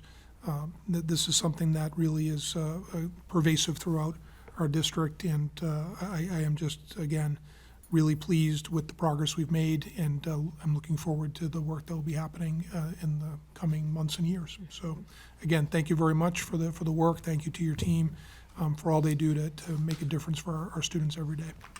Thank you. Thank you so much. Thank you. Appreciate it.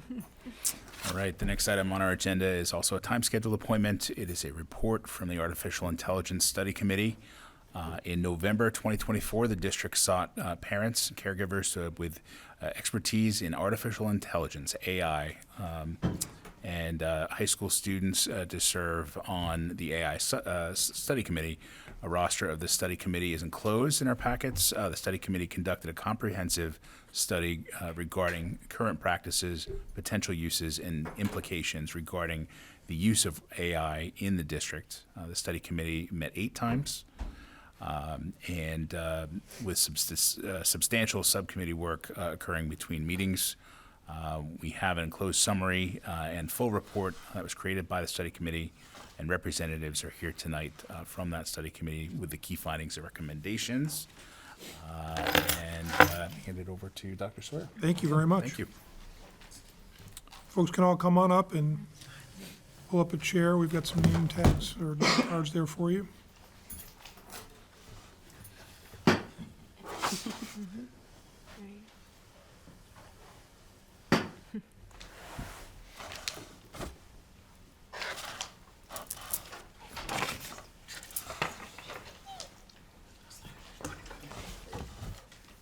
No. It was up briefly before Katie, and then it went off. Yeah,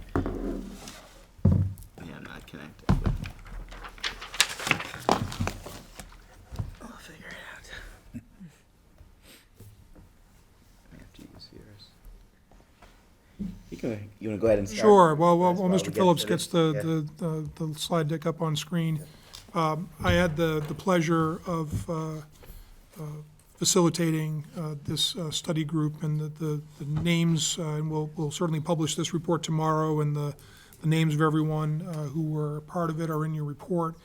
This is a subset of the committee, the study committee here this evening, but it consisted of high school students, faculty from the district across different levels, several parents who have expertise in their professional fields that touch on AI, and technology in general, and it was a terrific group to work with. You'll hear from the presentation in terms of the various subcommittees that they formed to look at different elements of the report, but I found that the conversations, the interactions, the questions, the research that these folks did was a lot. It was very thoughtfully done.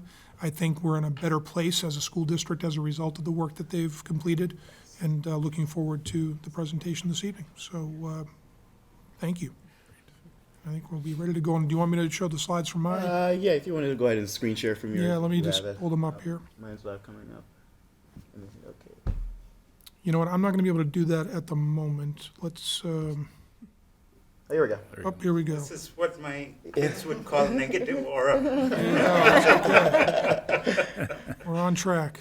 All right. Well, thank you for having us here to present on the work that the Artificial Intelligence Study Committee did over the past few months.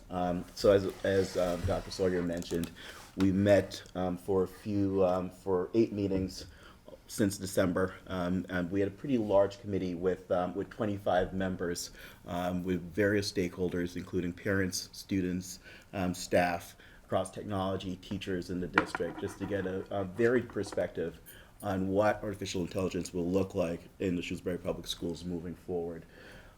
During that time, we had 5 major charges, because dealing with a group that large could be a little unwieldy. So we basically split into groups with 5 major charges. Dr. Sawyer had sent this to us, and we self-selected into what we thought would be something that we would be most interested in, or maybe our level of expertise. We did have quite a few parents who do this work professionally, or also, working in the academic environment. So it was great to have that varied perspective. First group was really looking at how to prepare our students for the future. What is AI impact going to be in our classrooms? Then the second group looked at those learning tools that students will need or they'll be accessing moving forward. The third group was looking at staff, the tools that staff could be using, not only for learning, but also to make their jobs more efficient as these tools become more sophisticated. But we also have to think about guardrails. We know that there are certain threats with this artificial intelligence environment that we'll have to tackle as we move forward. And also a big question coming from the teachers was, what about academic integrity, especially? How do we make sure that students are using it appropriately in the classroom, and but also they're prepared to use it in the work environment when they do leave our school district. So we'll go ahead and introduce ourselves as we speak. My group was really looking at preparing students for the AI future. So I'm Katie Phillips, Director of Technology. So Ashish will take over, and he was looking also at that group in terms of what AI impact would be. And you can go ahead and introduce yourself. Ashish. Wonderful. Hello, everybody. I'm Ashish Kaulagi. I've had 2 kids go through the system, or 1 child go through the system. He's now in college, and my daughter is in high school. So we've been very grateful to be part of this school district. As we looked at, actually, I do want to say, before we start, as a parent, it's so gratifying to see us us as a school district, and I think the credit starts from you as the school committee, certainly Dr. Sawyer, in taking a leadership role. Like, I haven't seen that many other school districts really approach this topic with so much thoughtfulness. And I thought it was a really thoughtfully done, introspective, respectful piece of work. So thank you to all my co-committee members as well. So we started at what I think is the sort of the 10,000-foot level, right? It says, we've all heard all of this stuff happening with AI, and I work in this space, and I still am surprised at news articles that come up every day, right? So we started looking at, what does it mean for our graduates, right? What does it mean for our students when they come out of our school district? What will we have to prepare them for? And the types of things that we're teaching them today, are they still equipping our students to thrive in this new world, right? So let's start with some of the predictions, right? That as a committee, we did a lot of thinking and research. And the first one is going to floor you, so I'm glad you're all sitting down, which is that there will be significant disruption in careers, right? So I'm sure that's a surprise to no one. But I think what we have to be prepared for is the pace of this change as it's coming, and that this is really going to be a two-sided thing. So on the one hand, a lot of what we used to think of as white-collar careers, right, white-collar jobs, this ranges from legal professions, healthcare professionals, researchers, right, software developers, right, things that we thought would be sort of immune to automation are now going to get this pressure from automation, much like the Industrial Revolution put pressure on some of the artisanal maker type of jobs, right? What's surprising even to me every day is how rapidly this is happening. So if you think of software developer, we think of sort of this thing as something that's coming. But just as software developers, the peak of software developer jobs was in 2019. And the number of software developers that our industry has hired since then has dropped 20% up till 2024, right?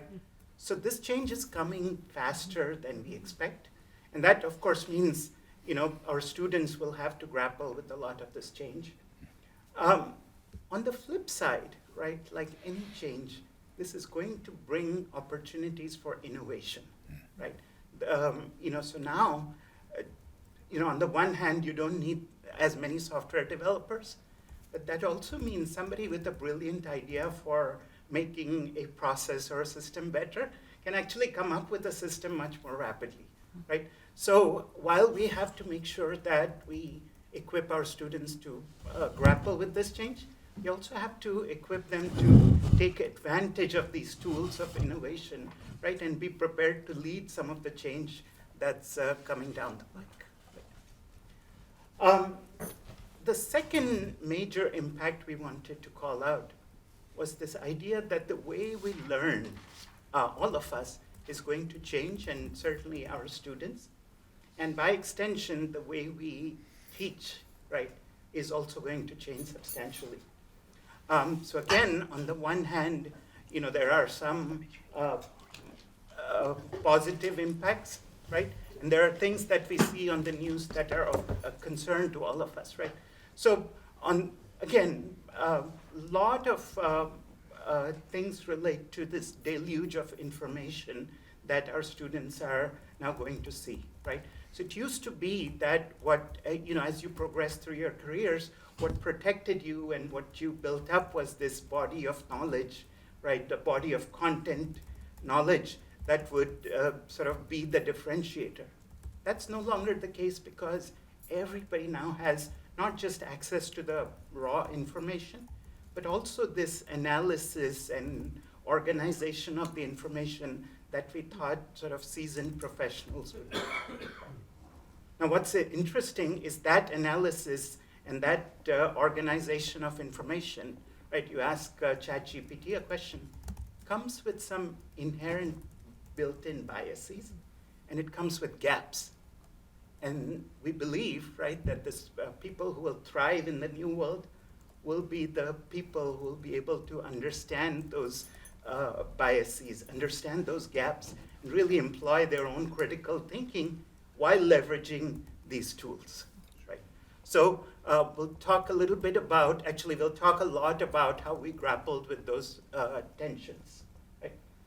And then the last one might not be quite so obvious, but I think what our committee discussed was that there are going to be a lot of new ethical considerations, ethical dilemmas that we will face as educators, we will face certainly as parents, but our students will face as they go through their own careers, right? So this ranges from simple things like misuse of AI, right? Do I use it for completing this assignment because I've really run out of time to do it properly? To things that will build up over time without people recognizing it, like an over-reliance on technology, being losing that muscle in our brain that allows us to discern information for ourselves, right? So if you read the full report, we've actually put in a lot of these references into that. So the question is, how do we prepare our students to thrive, right? And the first thing that we all, I think, very quickly concluded was that we really need to emphasize the core skills, right? While content knowledge will continue to be important, the differentiation that content alone brings will continue to diminish. And what will differentiate then our students as they go off and build their own lives and careers will be these core skills, right? Communication, collaboration, critical thinking, right, as we talked about. And then the last one is resilience. They are, whether we like it or not, going to be in a world which is changing much more rapidly than the world that we grew up in, right? And to thrive in this world, they're going to need resilience. And how we teach these things, I think is I think one of the next challenges for our district. Now, it so happens that we actually spend a lot of time under the profile of a graduate work that we did. Again, I think thought leadership a few years ago noting this, and this may be a great opportunity to take that to the next level, right? And then the last thing we'll say is, look, we want to advocate a response, we want to advocate building frameworks, right? So that appropriate to the grade levels and I think grade spans, we teach students to use AI responsibly as well as confidently. And those two may be at sort of tension with each other, right?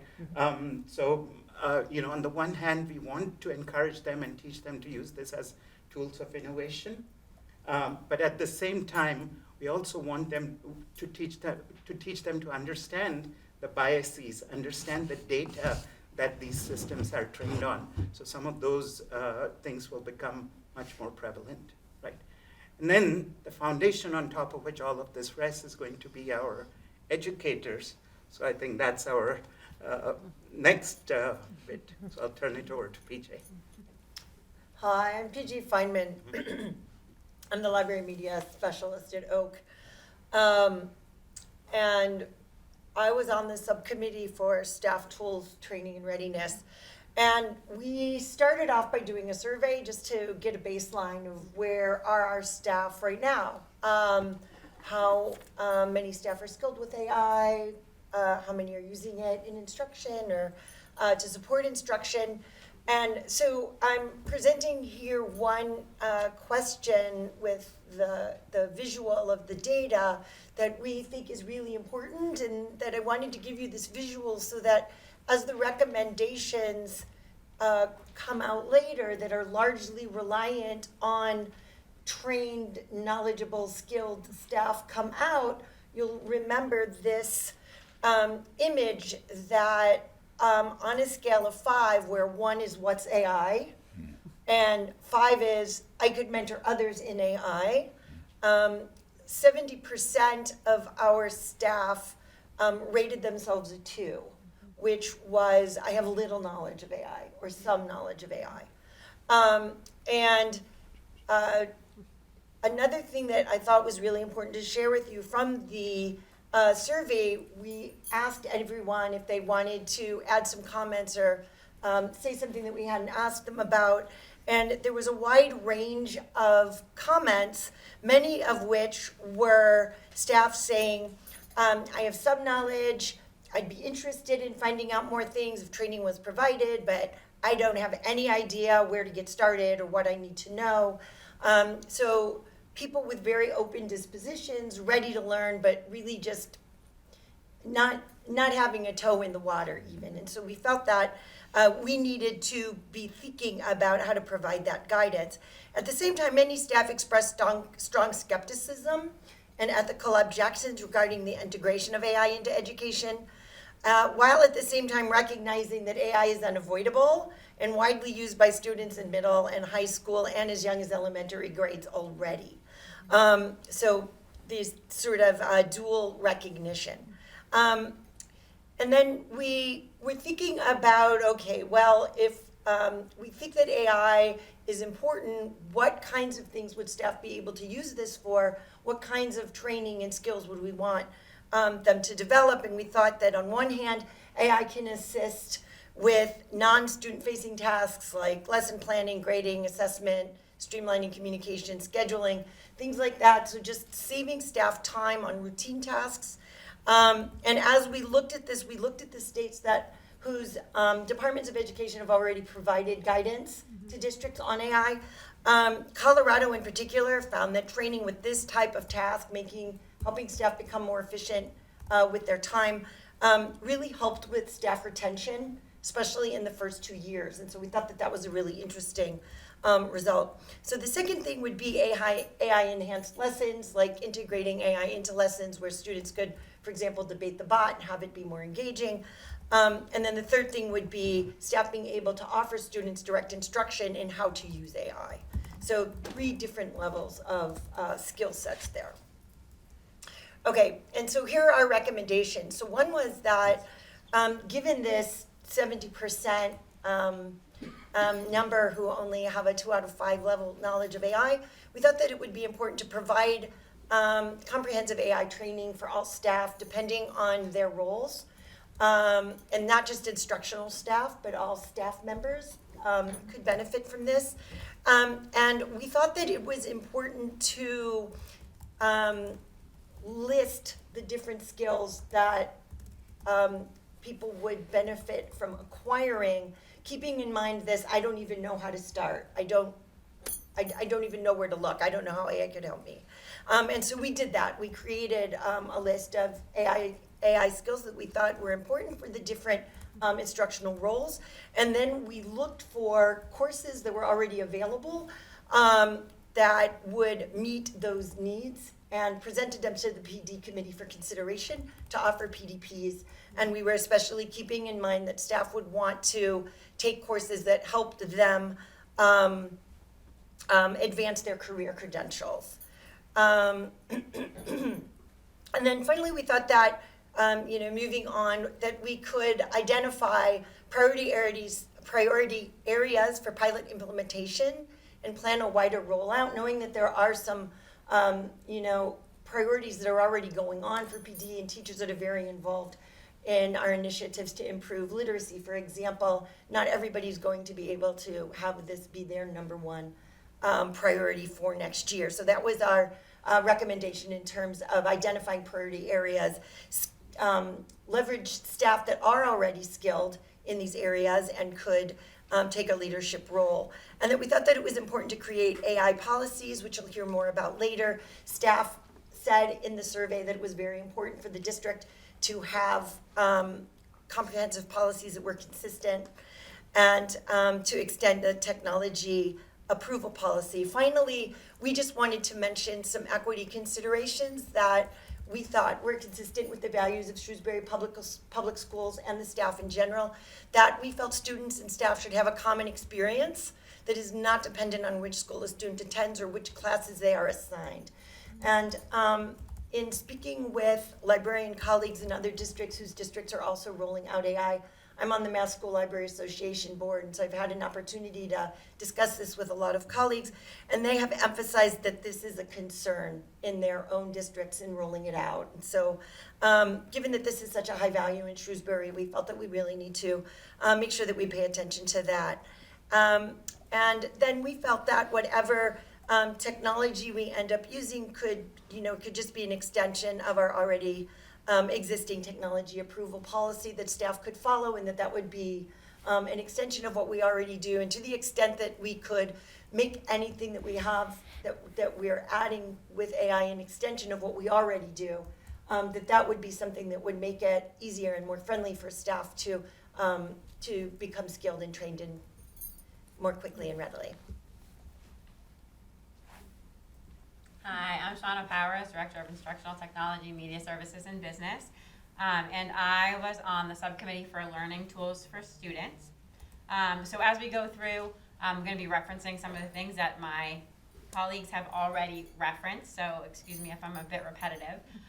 So of course we are already using some learning tools that have AI built in for the purpose of personalizing learning. For example, in math, using Alex and ST Math is a way that we are already using AI before we sort of officially began our conversations around AI.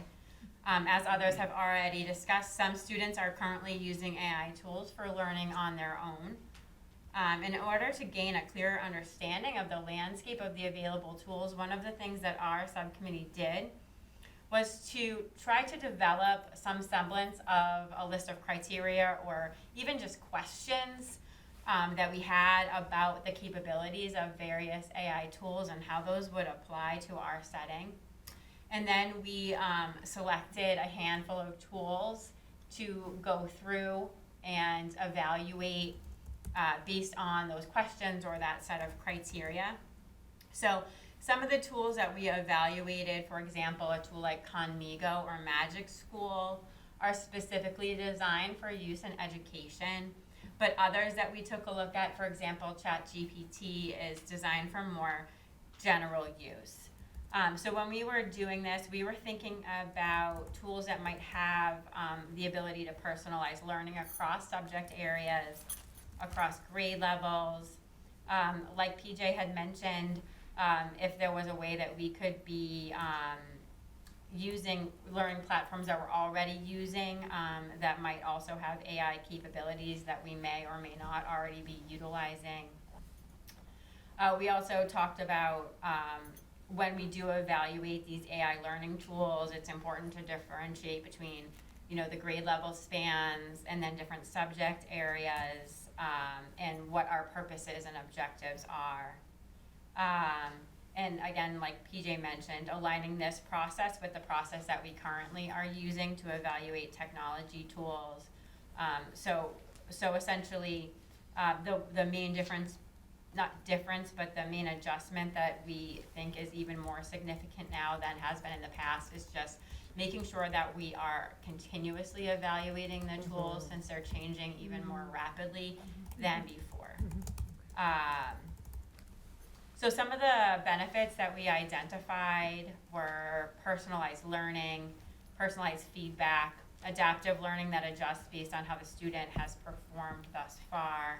Some of the risks we were concerned about included dependency on AI or on technology in general, and any kind of hindered skill development that might arise from the use of AI in ways that aren't instructionally sound.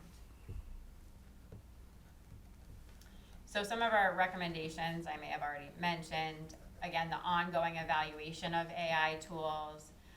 And realistically, this is something that is a little bit challenging to keep up with. Being on the receiving end of the requests from teachers, I was so overwhelmed today. All of a sudden, there were someone must have had a little bit of time after school on their hands, because all of a sudden I had a whole bunch of new requests in my inbox. So we have a good policy that Katie and I collaborate on, and then we involve others for their input as necessary. But again, it's just always a matter of time. But in this case, I think, again, making sure that we're revisiting the tools on some sort of a timeline to make sure that we are staying where we need to be. Again, really being careful about grade level, learning objectives, subject area, purpose, like why we're using these tools for these particular reasons. And then evaluation should also employ the insights from our educators about what we'll be talking about soon, about responsible, effective use of AI in classrooms.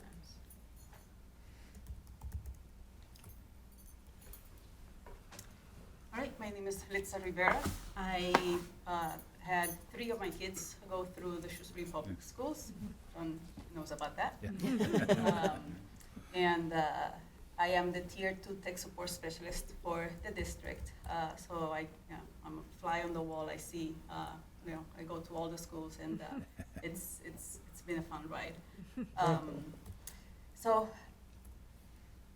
one thing that I want to mention is something that I heard on NPR, and that was that ChatGPT in 2022, when it was released to the public, it had the knowledge of a high school graduate. 2 years later, it now has a PhD knowledge in most subjects. So that's to give you an idea of how fast this is moving, and that we just need to keep that in mind when we're catching on. So to ensure that AI is used safely and responsibly, our committee looked closely at the idea of guardrails. We quickly realized, that is one of our findings, is that, because AI detection tools comes to mind, first and foremost, to a lot of people, to a lot of teachers. And we need to understand that using AI detection tools does not work. They're notoriously inconsistent, often wrong, and can lead to unfair outcomes. So instead, we recommend having a balanced approach where we take into consideration technology safeguards and non-technology strategies to address the guardrails. One of the things that our staff AI survey showed was that staff has valid concerns about student inappropriate use of AI. And that was one of the things that we noted that was pretty common in the comments. So this highlights the need for proactive systems, not just reactive tools. So it's not just about blocking AI, it's about teaching students how to use it well.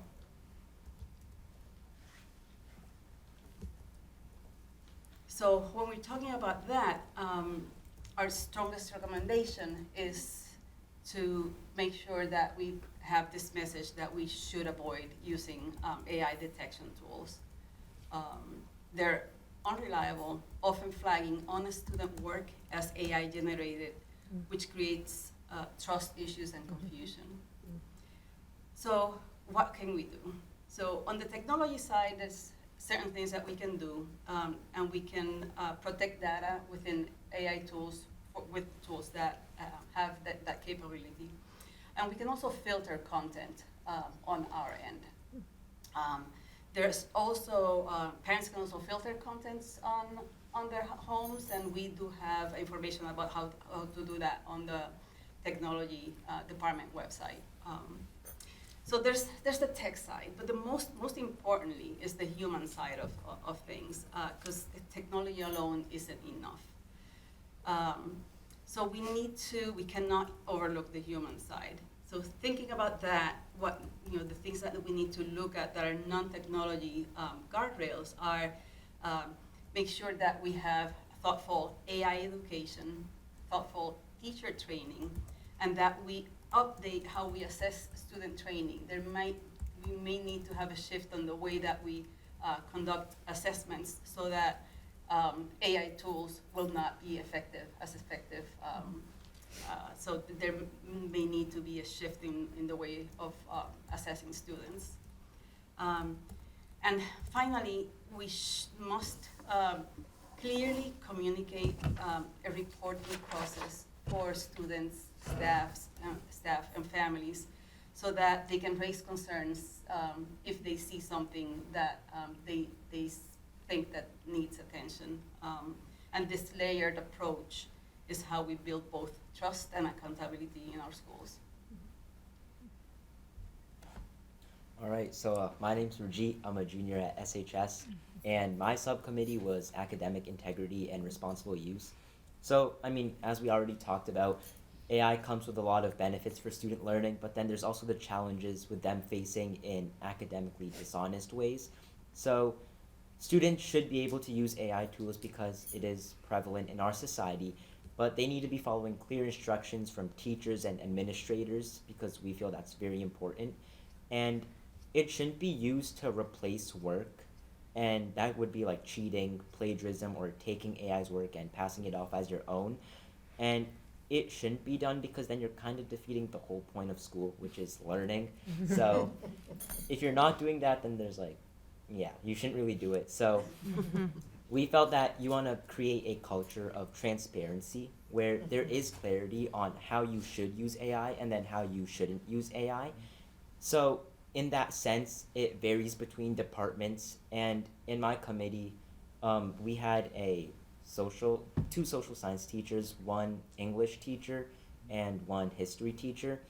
So both of them felt that using AI for writing or comprehension doesn't really work because then you're not actually having your own thoughts on that. So they felt in at least the social science departments, you shouldn't use AI at all. But then that also differs from the math and science departments where you could be using something like Alex or Conmigo as a learning tool. So there are issues on how AI should be used within each department. And in the sense of if students are actually using AI on properly citing AI. So I know we had a WPI professor and she let her students use AI in the classes, but they had to cite them properly. So in the event that teachers are letting their students use AI, learning how to cite them would be really important. And onto the recommendations.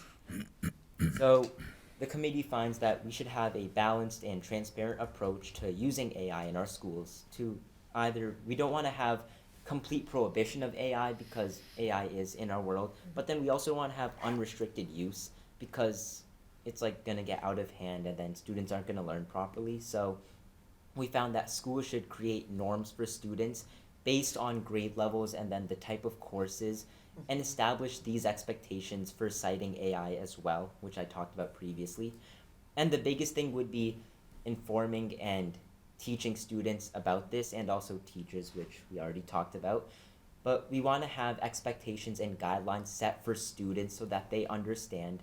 And my AP Lang teacher, she informed us about this. We had a presentation on AI, and I felt that was very important. We talked about AI ethics, so not only how does it affect our society, but also the environment as well. And I think if we inform students on these ethical implications and then environmental implications as well, that'll affect how students use AI. And then besides this, having digital citizenship lessons, which I know the school district already does, then academic integrity discussions, which the school district also does. I think focusing these more on how AI works and then how AI plays a role in this would also help a lot. So that's like informing the students on that. But then we also want to have like prohibitions or like consequences for misuse. So we looked at different schools. I forget what school it was, but we looked at their policy and they had a set of offenses. So what they had, that we kind of follow that similar structure. So a potential way we could have it for at least the high school level would be for a first time offense, you could partially lose credit on the assignment and have a meeting with the teacher. For a second offense, loss of credit and then a parent teacher conference. And then third offense, loss of credit on the assignments and then an administrator conference. So we want to kind of have that leeway where students are learning and we understand they'll make mistakes and we just want them to learn from it. But also, we can't let that happen again. So kind of having those offenses in place, which would help a lot. And then tracking these offenses, I'm not sure if the school district does that, and we weren't sure like as a subcommittee either. But having a way to actually record all the instances of them actually having like these consequences like forced upon them really. So just having a system where that actually is kept track of, we thought would be kind of helpful in playing out with all this. And in terms of the consequences, it changes based on grade level. So at the elementary level, we understand that students are still understanding technology and how to use it. And we want the consequences to be focused more on education and guidance rather than actually saying, no, you can't use it at all. Because they're very young, they're still learning. And at the middle school level, they're starting to develop the critical thinking skills that you need. So also understanding the academic integrity of using AI. So consequences should aim to educate students about how they should use AI, but also holding them accountable for their mistakes because they are at their age. And high school students, which I already talked about a bit, they're entering the real world. They should know that you shouldn't really use AI. So having them focus on academic dishonesty and how that's not okay, but again, understanding that they're still making mistakes. So yeah, that's what we talked about in our subcommittee. In terms of AI policy, we believe that policies to govern the use of AI should be established at the district level, at grade level spans, in departments, and in classrooms. So we think that the policy established by the school committee should provide guidance regarding the principles of AI use and overall expectations, sort of providing all of us with that framework. And then at the buildings, in the departments, in every different sort of iteration, we should be able to have more specifics in our documentation around appropriate use. As Rajit was talking about, based on the developmental and educational needs of the students at those ages, as well as appropriate consequences for inappropriate use. Again, at those other levels, the building level, the department level, the classroom level, those policies would be more granular in nature so that they would reflect the specific context of the subject matter. And in that way, students would be basically getting the same message from all of us, making sure that the classroom policies align with the department policies, that align with the building policy, that aligns with the district policy. And again, because AI continues to evolve rapidly, we'll need to make sure that we're reviewing these policies regularly. And we need to make sure that we're gathering feedback from students, from educators, and from families regarding their experiences. Additionally, exemplars and best practices from other school districts and educational organizations should be considered when we are developing these policies. So as you can tell, a lot of work went in all the subcommittees in terms of developing documents that were shared with you. So we had a large 34-page report that was compiled of the work from each of the different subcommittees. And we thought this would be a great chance to use AI to create an executive summary. So the executive summary started from that, and also the conclusion. So we can see that the use of AI is going to be important in the work that we're doing. But there were some things that we still had to go back through and do additional work after that to make sure that it was saying the conclusions that we wanted it to say, and it wasn't just something that may have been jumbled a little bit. So I think the discussion that we had here that was presented shows the benefits of AI, but also that we still have to be careful in terms of use moving forward. The conclusion was that the AI Study Committee advocates for a balanced, transparent, and thoughtful approach to AI integration, prioritizing educational excellence, student well-being, ethical use, and continuous adaptation to the evolving technology landscape. Thank you for having us tonight. Great. Thank you very much for the report and all the work that you did on this. Is outstanding. Colleagues, questions, comments? Ms. Fritz? Thank you for the report. I read through it and probably didn't understand half of it as someone who's not really technology literate. And I remember in my working career, it was pre-COVID, and I was assigned to this team, and we were going to talk about this new project, and the company actually hired Disney Imagineers to come in, and it was AI. I'm like, what are they talking about? But as it's come into business and other industries, it's here. And like you said, it's very rapid. It's going to keep changing. So I think this has to be a very fluid process. I like the guardrails. We have to have guardrails around protecting the school district and data, as well as in students and teachers. And I do think it's going to be fast-paced, and I hear what the teachers are saying, like, here's another thing. But I think it's coming, and I think we all have to be open-minded how we're going to use it and how we're going to embrace it, because I know myself, I'm probably using it in ways I have no clue that it's actually an AI-based model. So thank you. I think this is a lot of work. We have to think about how this will be rolled out in education. And I think what you said, Rajeet, is that there's ways to use it in education, but there's also ways not to use it, because then we're not learning. We're not learning how to write that paper. We maybe use it for research, but there's other things we don't want to use it for. So I think there's a lot to think about, but this is great work. I'm really happy that our district embarked on this early as we start to think about what's the best path as we go forward. So thank you. Ms. Boucher? Yeah, thank you all for your work and for all your colleagues that aren't here tonight. I know this is a tremendous undertaking, and it's a great document that we now have. As a member of the subcommittee on policies for the school committee, this is going to be extremely helpful to us as we try to grapple with how to address this at the school committee level. So I really appreciate this is a really nice roadmap for us. And I love, one of the things that I thought that really struck me, that AI is a supportive tool and not a crutch. And that was one of the, I think that's just really key, and kind of came through in all of the different things that you talked about. I think it's just, there's really a tension here, and we're going to have to, it's very fluid, and we're going to have to embrace it and kind of figure out the best path forward. And this is going to be very helpful to us as we, as we start on, kind of navigating this for our district. So thank you all very much.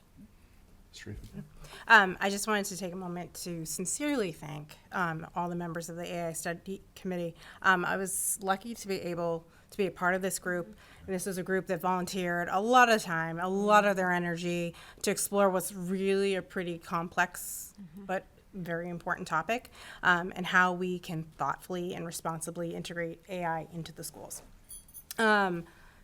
Everybody brought a different perspective. They asked questions, they gave personal experience, expertise, and everybody really truly approached us with care and thought and integrity. There was a clear focus, and it was really a great balance of what's best for students and staff. It wasn't, one-sided. In my own group, which was student tools, I was especially impressed by the student perspective on things. Clearly, we need to have guardrails in place to maintain honesty and integrity, but seeing how students have already started using it and using it honestly as they're writing essays, that even though, there are certain departments that I can see where AI doesn't really fit in, a lot of students are using it as an editing tool, or they're stuck on a word, so it suggests something different to them. So there was a lot of good discussion on how they're already using it, and even students being able to say like, hey, well, I've used this before, but I didn't like this aspect of it. It was actually like a really refreshing conversation to have. But also it was important to hear from the educators who say, I'm stuck on this part of teaching, and I'm looking for a way for it to help me. And this is, AI could help me. And maybe this is where it hinders me. But what came out of the work, even though it's not a very specific recommendation, I think it gives us a really strong foundation moving forward. AI is here. It's not going away. But I think that this has really helped us set the direction for something that's going to be shaping teaching and learning for years to come. So thank you for all of the time that went into this. It was a lot, but I think it was time well spent during those meetings. Great, Ms. Heffernan. Yeah, and also, of course, hugely appreciative to all of you and the people who are not here tonight. Anytime we put together a study committee or a task force and we ask people from the community to dedicate their time, or our staff to dedicate even more time, I just wanted to really appreciate that. And this is a topic that I was probably one of the few on the committee when Dr. Sawyer said, I think we should really lean into AI this year. I said, really? What are we gonna do? It's so big, it's so hard, and yet you've been able to put something together that sort of starts to put some structure to a topic that is really wildly complex, right? To navigate. I want to call out two things that sort of strike me as the committee and the district move forward, and clearly, as all of my colleagues have said, this needs to be sort of not just on our agenda, on the agenda for department teams, for the IT teams, like all the different teams as we keep moving forward. But the one about the data from your survey and the number of teachers who just don't feel competent here, and yet it's here, and some of you were waiting as we talked about all the other things we're supposed to be training teachers on, right? And we've got all of this work, and so teachers and the professional staff writ large across the building. Like, how do we balance that? How do we train them in something this year that next year's a dead technology and we've moved on and we have such limited time for training and professional development? So that's something I'm sort of struggling with. What does that look like, and how is that useful? And also, really surprised in some ways that the clear conclusion that the detection tools are not a good idea. And I was like, I kind of thought that's what teachers did. They use those tools, and those tools help them figure this out. Like, okay. And I happen to know, because I have a couple of high schoolers, that like those are happening now, and people feel like they think that's a good practice, and so that's new and certainly new to me. But as you balance the idea of guardrails and other such things, if you don't have a detection tool and someone's not using it ethically, how do you even know? Like, how do I, like, part of accountability is sometimes you do have to catch somebody when they're not making the best choice and put them on a better path. But if they don't know and they're maybe not sharing that information, so like, how on earth do we balance this? You don't use the detection tool, but you should definitely make sure that people understand and have some sort of graduated type sanctions as you've laid out, right, to help educate and put people on a better path. But you've confounded me on that one of like, and so good luck with that. I don't understand. And maybe some of you have thought that through a little bit more. If those detection tools aren't a good strategy, what are we saying to teachers in this moment in time? there's I see a few of you moving, so go for it. Yeah. we need to reimagine how we assess. Okay. Yeah. So that's one of the things. There Okay. are some tools that teachers can use right now that they already have. They might need a little bit of training, but this is like a 10-minute training. Okay. We can show them how the progression of, like the history of how they type in a Google Doc, for example, so that they can catch like copy and paste, for example, Okay. or something like that. Yeah. So there are things that they can use about that. They can use right now to catch something like that. But detection tools are notoriously bad at catching like honest work and saying that honest work it was generated by AI, and that's why to me one false positive is one too many. The damage that you do to a student that did their work, and now you're accusing them of something that they did not do. That can be like a life-changing moment for a student that's being honest. So I'll tell you, sorry, go ahead. I'm so sorry. Did you want to go first? No, go for it. Another thing is just training in how to write assessments that AI wouldn't be able to do. So, for example, right, Okay. if I write an assessment that's based on the discussion that we had in class and the notes you took yesterday, an AI wouldn't know what that was. Okay. Right? Yep. So, Helpful. so you could do something like that. Probably more assessments that happen in class, as opposed to, okay, here's your homework, go do it. Now turn it into me, right? If they're doing it in class, it's easier to make sure that that work is genuine. So learning how to write those assessments is a AI skill that isn't AI. So Right. it is complex, you're right, but there's a lot of good work that's already been done on this that we can benefit from. Right. And Right. that's part of the training that we recommend, yeah. I agree with both. I'll just quibble with one aspect, right? So I think one thing we should start with, and that's probably the one recommendation that we made, which is very clear and unambiguous, is there is really no trick that as a teacher you can employ, right? Looking for keystrokes, looking for copy paste, using a fancy tool.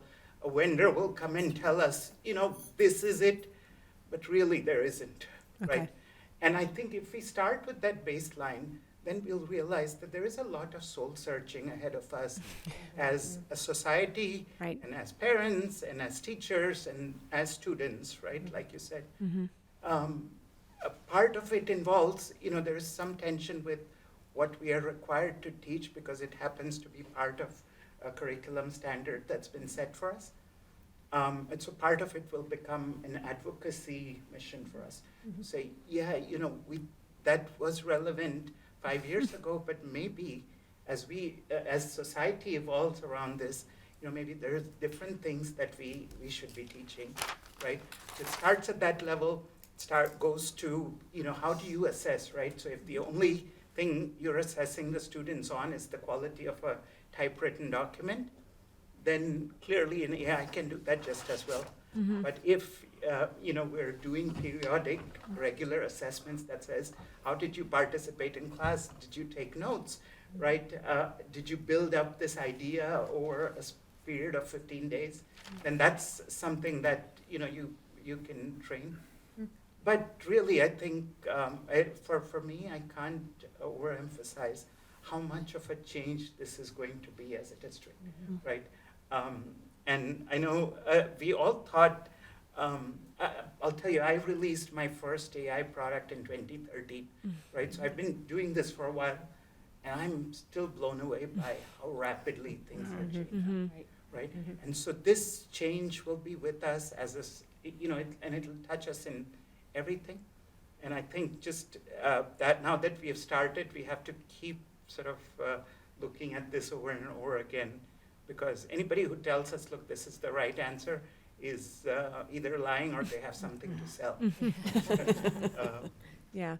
If I hear Mr. Wensky, it just makes me reflect and want to really appreciate your efforts to go back to our portrait of the graduate and sort of say, so what is core and what are we looking at? And if the future does say some of the content mastery isn't maybe as important as those critical thinking skills and those adaptive skills and those communication and collaboration skills, how do we then think as a society in Shrewsbury with a State Department of Ed that has some certain standards for us, right? What are we assessing for? And the notion that, just this last 10 minutes, sort of like how we could use the word disruptive, but how much adaptation we need to do within the field to sort of say, oh, your assessments need to change. Well, those maybe have been things you've been with for a long time, right? Our educators need to also be lifelong learners, but that's hard at some point to say, oh, okay, so we have to assess for your critical thinking skills and a little less on the content in some spaces. So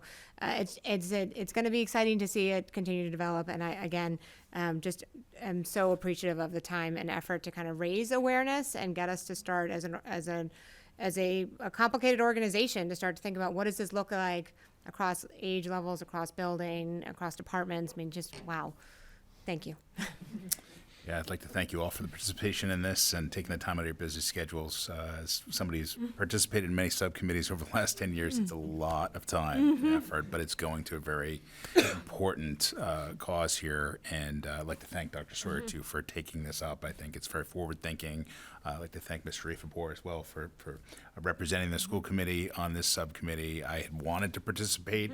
My work schedule wouldn't allow, but my interest in participating is because I in my line of work in e-commerce, we're experimenting with AI to improve or optimize images that are uploaded for print-ready files. So if somebody uploads a low-res file, you can click sharpen, and it will improve the image, so it'll be more high-res, so you print it and the quality's better. So definitely have an interest from a professional standpoint. And I think Ashish said it best. It's just amazing how rapidly things are taking off with AI. It's like it's just a hard technology to catch up with. And I think and I remember the first time I used an AI tool, it was an image generator with Microsoft Copilot. And somebody explained to me, like, yeah, just tell it what you want. Like create me a logo for a podcast for sports that talks about football. And it came up with like 5 options in like 30 seconds.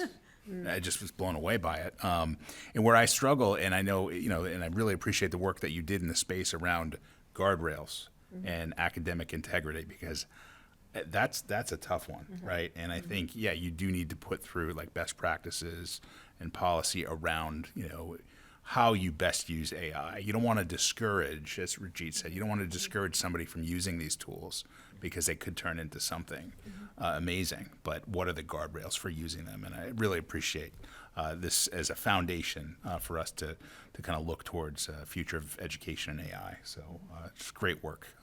Appreciate it. Dr. Sawyer, for the comments. Again, it's my pleasure to work with and facilitate the work of the committee. They made my work easy because they all were such self-starters and really brought a lot of energy and effort to doing the work. I think you know from the presentation and from reading the report the quality of the work that was done. When we share the report out, we make sure to share the list of all the folks who were involved. I won't read them off here today at the meeting, but it was a large group, and everyone made contributions, and we really appreciate that.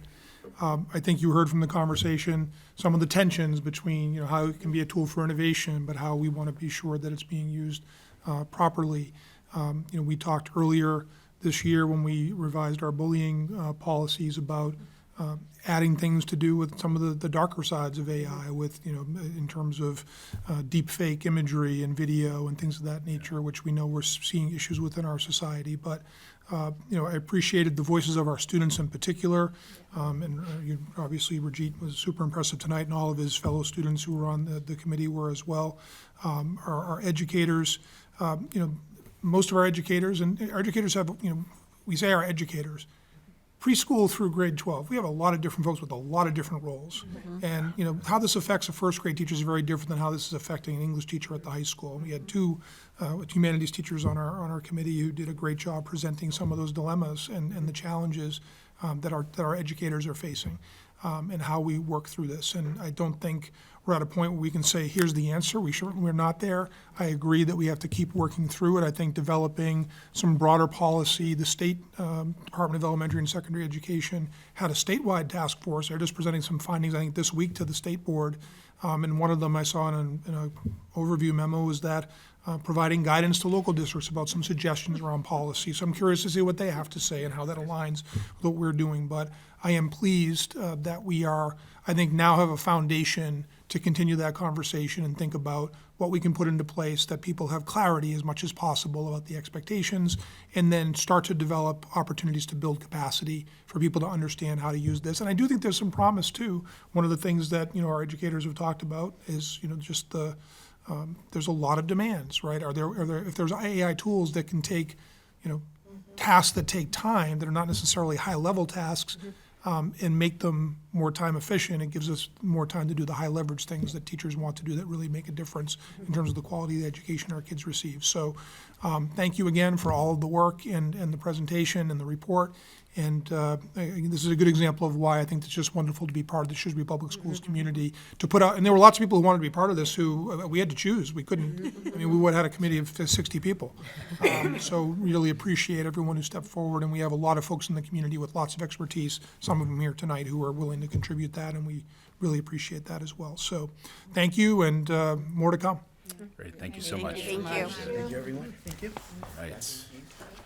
The next item on our agenda is under policy. It is an update to policy number 913, fundraising. It's a second reading and vote. First reading of the draft of policy 913, fundraising, was presented at the school committee meeting on April 9th. The draft was posted for public viewing and feedback in advance of a planned vote by the committee at this meeting tonight. Policy subcommittee members, Ms. Boucher, Ms. Sharifapour, met with Dr. Sawyer and school partner fundraising groups regarding potential revisions to the draft, and an updated version is being provided tonight under separate cover. And we will get an update. I guess we'll start with Ms. Sharifapour. Okay, thank you, Mr. Wensky. Just a quick recap. I tried to cut this down as much as possible, but it didn't work.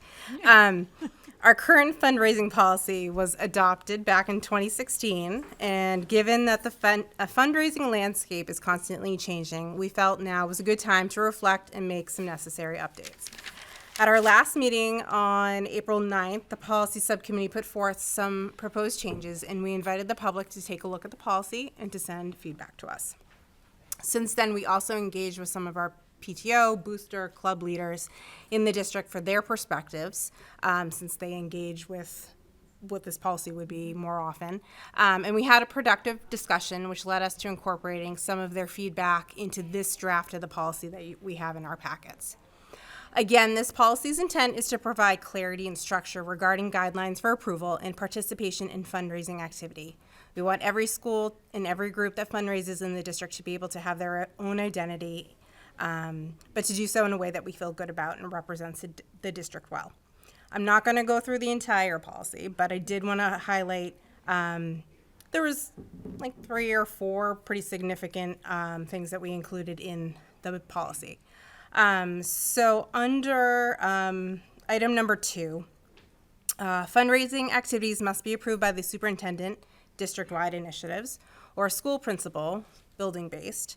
Although this was in the policy previously, we added in that if a school-based fundraiser is happening, it will also be discussed between the building principal and the assistant superintendent of finance and operations.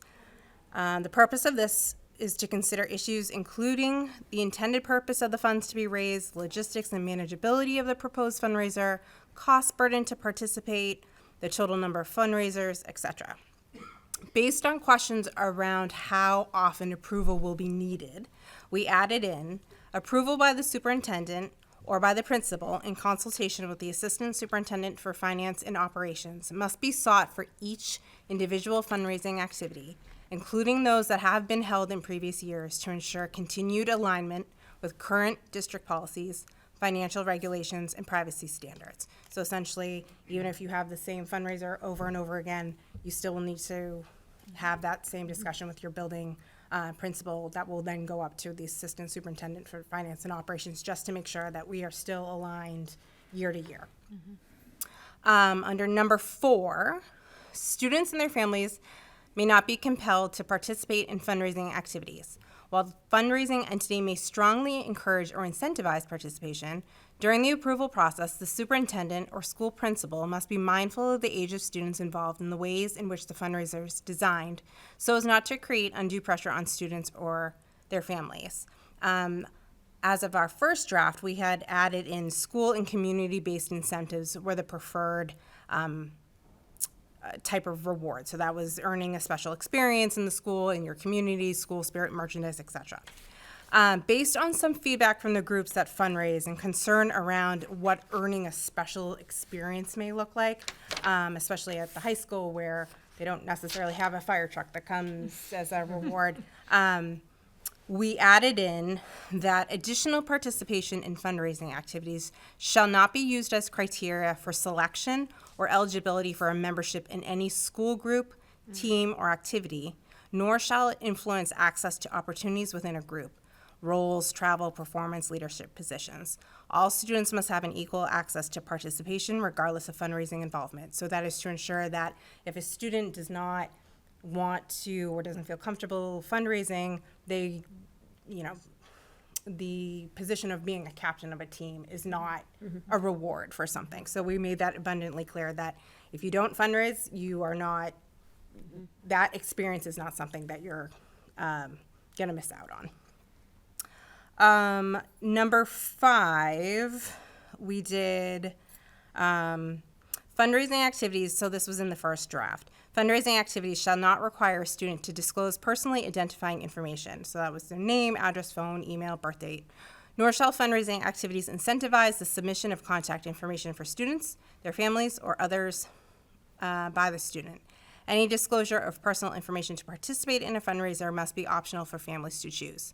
As part of the approval process, the superintendent or the school principal, in consultation with the assistant superintendent for finance and operations, shall consider how a fundraising activity will handle personally identifiable information. And then based on feedback and discussion on use of third-party vendors for fundraising processes, we added in, if a third-party vendor is involved in the fundraising activity, the fundraising entity or third-party vendor must provide a clear written explanation of how it collects, uses, stores, and protects any personally identifiable information. The vendor must also disclose whether it shares or sells such information to other entities. All third-party data handling practices must comply with applicable student data privacy laws and district policy. The school district reserves the right to deny approval of any fundraising activity if the third-party vendor's privacy practices are deemed insufficient or inconsistent with the district's privacy standards. As well, when using a third-party vendor for a fundraising campaign, the group utilizing the third-party vendor must disclose to the district and to potential participants that a third-party vendor is being used and the percentage of the fundraising proceeds that will be earned by the third-party vendor. So we know that if we use a vendor and we raise $10,000, but they take off 20%, we need to let the district know that when we're fundraising, that is what is coming off the top. So that one, it's not 10,000 that's going directly to the school or district or what, but. And then added based on a conversation we had where there were groups that didn't necessarily know we even had official district policies on things like fundraising. A copy of this policy will be provided at the start of each school year to the leaders of partner organizations such as PTOs and booster groups. Although it's in the very early stages, we're also looking at and we'll work in conjunction with the principals and the assistant superintendent of finance and operations on the earlier mentioned, because we would have to year after year approve fundraisers having a form that would be standard through the district that could collect all that information that would go to the building principals and then would go to the assistant superintendent of finance and operations. So those are what we added into the policy. And again, that was based off of feedback that we got from some who emailed us, but also from our discussion with some of the leaders in our district. So thank you to everybody who provided feedback. It was very helpful for us in strengthening the policy. So at this time, if the committee has any questions or comments, we are happy to hear from you. Great. Thank you for the overview. Questions or comments about fundraising, Ms. Heffernan? Yeah, I want to just really appreciate the time that the committee, as the subcommittee, has spent on this particular issue, the time that we heard from the members of our broader community, the PTOs coming to the meeting, the booster organizations, the Shrewsbury Music. There's a lot of organizations that want to support our schools, and so this is just trying to bring a little bit of clarity and stability. And when I was looking at the draft, this was last updated 9 years ago. Lots changes. I think the adding in of some student privacy protections are really important. As a parent who within the last 7 days had 2 different things that my kids were supposed to be selling to support things that are important, right? And that matter. But also having a little bit of a tighter handle about what that looks like. And most importantly, I think in here, that how does it align to our values around equity and inclusion, and how do we make sure that these are all sort of continually moving us in the right direction? And that is with a full appreciation. My son was here tonight, and he had just gotten off of a crew boat. The Friends of Shrewsbury crew raises an amazing amount of money to keep that program going, and we probably couldn't have it if not for it because of the expense of that sport. So I appreciate the need for it to do provide some of these benefits, but we also need to make sure that we're functioning as the public district, and we're keeping our core values at the front and center. And so really excited about the edits and changes and the work that's gone into it. And just thank you all very much. I'm quite supportive, Mr. Wensky. Great. Thank you very much. I am supportive as well. I appreciate all the work that Ms. Boucher, Ms. Shreveport, and Dr. Sawyer put into not only this policy, but a busy year for the policy subcommittee. We said it in the last meeting, and it's pretty remarkable. So thank you both. And I also appreciate engaging the key stakeholders in this one as well. Kind of, they're the subject matter experts. They've seen it all, and it's really a comprehensive policy draft. So thank you. No further comments. We do need to vote. Dr. Sawyer, any further? I concur and appreciate it. I especially appreciate the feedback we received from the booster and PTO group leaders who joined us for our meeting, and I think it strengthened the policy as a result. And I thank Ms. Shreveport, Ms. Boucher for their work on it. I think we're in a much stronger policy position now as a result of this if you adopt it, and I recommend that you do.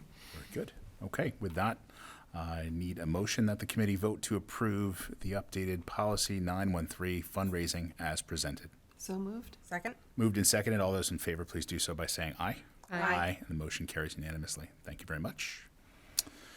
The next item on our agenda is under new business. It's the evaluation of the superintendent and a vote. The superintendent's performance evaluation provides feedback on Dr. Sawyer's performance from June 2024 through the present. As committee chair, I've written a composite evaluation based on information provided by Dr. Sawyer, as well as input from my colleagues on the school committee, which I have summarized and will present at tonight's meeting.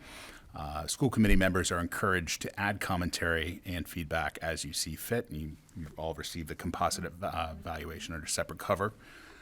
Before I get into the evaluation, I do want to take just a few minutes before we proceed and just proactively address a topic of importance to everyone on this board and in our community, which is how our school district handles complaints regarding our response to bullying allegations. Feedback from the Family and Community Survey made reference to complaints that were filed earlier this year with the Department of Elementary and Secondary Education's Problem Resolution System, known as PRS. It would seem that some information about these complaints have been shared with some in our community and also been taken to one or more media outlets in Boston. I want to note that both of these complaints were subsequently resolved to the satisfaction of the Department of Elementary and Secondary Education. I also want to be very clear. This committee and our superintendent believe in respecting the confidentiality of all students and following state laws which protect students and prohibit us from discussing any details of such complaints. As such, we have not and will not make public statements on these or any matter specific to any individual students. The committee was made aware of the steps that were taken to investigate the complaints, and we were kept informed to the extent appropriate by the superintendent. while of course respecting the privacy of the involved students. I also want to note that in response to the complaints, the district updated policies related to bullying prevention and intervention and student safety, and provided updated training to administrators. These updates ensure policies and practices that are reflective of student needs, as well as our commitment to providing a safe, positive, and productive educational environment where students can achieve their full potential. I also want to take this opportunity to remind students, staff, and families of the importance of reporting any concerning behavior so that we can continue to provide safe and welcoming learning environments for every student who enters the buildings. I encourage anyone listening tonight to refer to bullying prevention and intervention resources available on the district's website for more information. The district respects the rights of anyone who expresses concerns or files complaints and will provide whatever supports are necessary and appropriate to our students and their families. We will follow up with a written communication with this information and anything additional that we are able to share, which again is limited due to confidentiality. Now moving into the evaluation of the superintendent. As part of this superintendent's evaluation process, separate surveys were sent to staff and families and community members. The staff survey results were strong and aligned with past surveys. The family and community survey had many responses. However, while I like to say I'm encouraged by the broad community response, I unfortunately believe it is neither broad nor representative of the community. When we put these surveys out, we know that these can be utilized for pushing an agenda, and this appears to be, unfortunately, one of those cases. The patterns of the responses, the timestamps of when the responses are logged, and other factors led us to believe that this was an intentional effort to skew our survey. That said, we are committed to a detailed and public process as part of the evaluation, so I want to thank everybody who responded, including those who have views contrary to this committee. We asked for the public's input, and we want to honor that no matter how it's received. I want to remind everybody, or everyone, that there is a process for reporting concerns or complaints about school administrators or policies, and anyone in the community can and should feel free to reach out to the school committee members with their concerns at any time. We have our email address, schoolcommittee@shrewsbury.k12.ma.us. And as I mention in every meeting, at the top of the meeting, public participation is available to any and all residents that want to address concerns regarding the performance of the superintendent if they contact the chair in advance of the following meeting. The committee's role is to conduct a thorough evaluation of the superintendent, and that is precisely what we have done in this case. I will leave it to other committee members to state their views on Dr. Sawyer's performance, but my views after reviewing the totality of his work from speaking with many people in this community and in our schools, most particularly parents and guardians, I feel the superintendent is exemplary, and I would like to walk you through now the evaluation to provide more context regarding this assessment, and it'll be followed by comments from my school committee colleagues. So bear with me, colleagues. This is quite a long evaluation, but it's important for the public to understand the evaluation. We'll start with the student learning goal. That goal is by April of 2025, the superintendent of schools will have successfully led a process to produce recommendations for policies and best practices for the use of artificial intelligence as an educational tool in the Shrewsbury Public Schools. As we noticed tonight, the report was delivered and very thorough and comprehensive. Collectively, the school committee rated that he met this student learning goal. Among the summary of comments, Dr. Sawyer's leadership is in addressing the impact of artificial intelligence on education was strongly supported by the committee. Members praised his initiative to form a diverse AI study committee, which included staff, parents, students, and a school committee member. The study committee engaged in regular discussions and research on topics like AI tools for learning, ethical use, and promoting academic integrity. This work was seen as a significant step towards preparing the district for an AI-driven educational future. The next goal, professional practice goal, by April of 2025, the superintendent of schools will have improved his professional practice in the area of communications in order to, one, enhance the quality and coherence of the district level communications, to effectively solicit feedback and insights from students, families, and staff regarding the district's strategic goals. The success of the goal will be measured through quantitative and qualitative feedback from stakeholders, where at least 80% are satisfied with the quality and coherence of district-level communication generally, and the superintendent's communications specifically. The committee felt that Dr. Sawyer met this goal. Among the summary of comments, the members felt that Dr. Sawyer provided consistent and transparent communication with staff, families, and the Shrewsbury community. Many survey comments highlight his ability to navigate complex issues and respond thoughtfully to concerns, ensuring timely and balanced explanations. The staff survey results were extremely strong. The family and community survey was an outlier compared to many surveys done over the years. It was largely extremely negative, particularly regarding a specific student situation involving 2 complaints to DESE that required confidentiality. School committee members viewed the commentary to be intentional based on the similarity of language and tone, which gave the appearance of multiple entries from the same parties in an orchestrated fashion. However, these comments appear isolated and do not reflect the broader feedback or the experiences of the school committee members over Dr. Sawyer's 16 years as superintendent. Dr. Sawyer actively seeks feedback and uses it to improve communication and decision-making. His efforts to stay connected with the community, attend relevant leadership development conferences, and engage in transparent communication were also highlighted. Members also expressed support for exploring a dedicated communications role to further strengthen district communication and recommended exploring additional communication methods for engaging with staff and families. Dr. Sawyer's leadership is viewed as effective. The next goal is progress towards district strategic goals. The strategic district goals and action steps for the 2024-2025 school year are linked below for reference, and the committee felt that Dr. Sawyer met this goal. Dr. Sawyer's leadership has been instrumental in advancing the district's strategic goals, with notable progress in the areas like career and technical education, literacy, and data-driven decision-making.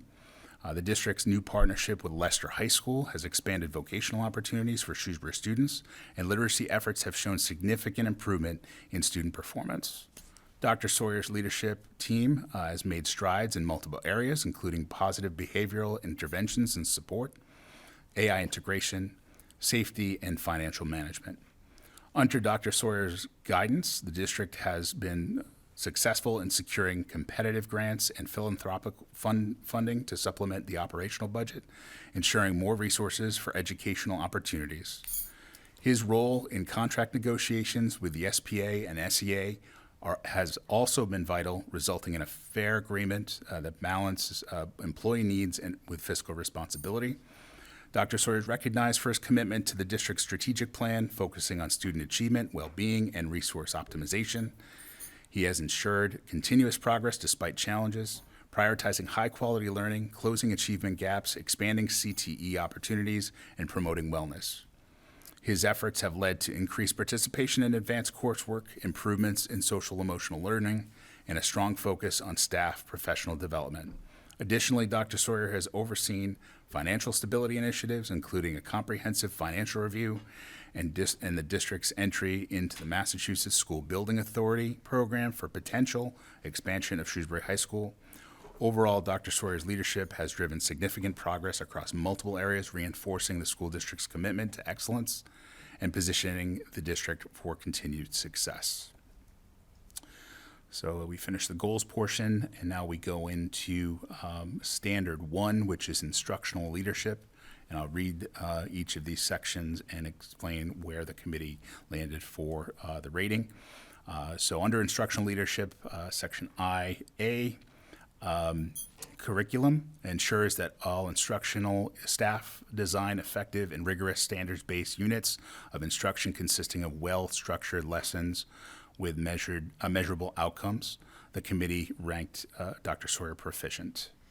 IB instruction ensures the practices in all settings reflect high expectations regarding content and quality of effort and work, engage all students, and are personalized in or to accommodate diverse learning styles, needs, interests, and levels of readiness. The committee ranked Dr. Sawyer exemplary. Under IC, assessment ensures that all principals and administrators facilitate practices that propel personnel to use a variety of formal and informal methods and assessments to measure student learning growth, and understanding, and make necessary adjustments to their practice when students are not learning. The committee ranked Dr. Sawyer proficient. Under evaluation, ensures effective and timely supervision and evaluation of all staff in alignment with state regulations and contract provisions. The committee ranked Dr. Sawyer proficient in this space. And in data-informed decision-making, uses multiple sources of evidence related to student learning, including state, district, and school assessment results and growth data, to inform school and district goals and improve organizational performance, educator effectiveness, and student learning. The committee ranked Dr. Sawyer exemplary. For the overall rating for Standard 1 Instructional Leadership, the committee ranked Dr. Sawyer proficient. Among the comments, Dr. Sawyer has led district adopting a strong culture of data-driven decision-making, with several key examples highlighted, including literacy data reviews in K through 6, the implementation of PBIS for behavioral interventions, and the EL program for English language learners. His focus on continued improvement in educational services and student outcomes is evident, with a clear emphasis on using data to track progress and identify areas for improvement at the student, building, and district levels. Under Dr. Sawyer's leadership, the district has made significant strides in closing educational gaps, particularly in literacy following the pandemic. The new EL literacy program, supported by data from STAR assessments, has allowed for targeted interventions, helping to quickly identify students who need additional support. Additionally, the district has seen a significant increase in English language learners, leading to the creation of new roles, such as the ELE coordinator, to better support these students' needs. Dr. Sawyer's leadership has also driven progress in career and technical education, especially after losing seats at Assabet. The district responded by creating a new partnership with Leicester High School, Leicester Public Schools, to restore vocational opportunities for Shrewsbury students. The district's strategic plan continues to provide a clear vision with a strong emphasis on data collection and analysis to guide instructional decisions. Overall, Dr. Sawyer's focus on data-driven results has shown tangible progress, from improved student performance to more targeted interventions. The use of data tools like STAR assessments has allowed the district to monitor learning gaps, track early intervention needs, and make informed decisions to improve student outcomes. Under the next standard, Standard 2 is management and operations. Under environment, develops and executes effective plans, procedures, routines, and operational systems to address a full range of safety, health, emotional, and social needs. The committee ranked Dr. Sawyer proficient. Under human resources management and development, implements a cohesive approach to recruiting, hiring, induction, development, and career growth that promotes high quality and effective practice. The committee ranked Dr. Sawyer proficient. Under scheduling and management, information systems uses systems to ensure optimal use of data and time for teaching, learning, and collaboration, minimizing disruptions and distractions for school-level staff. The committee ranked Dr. Sawyer exemplary.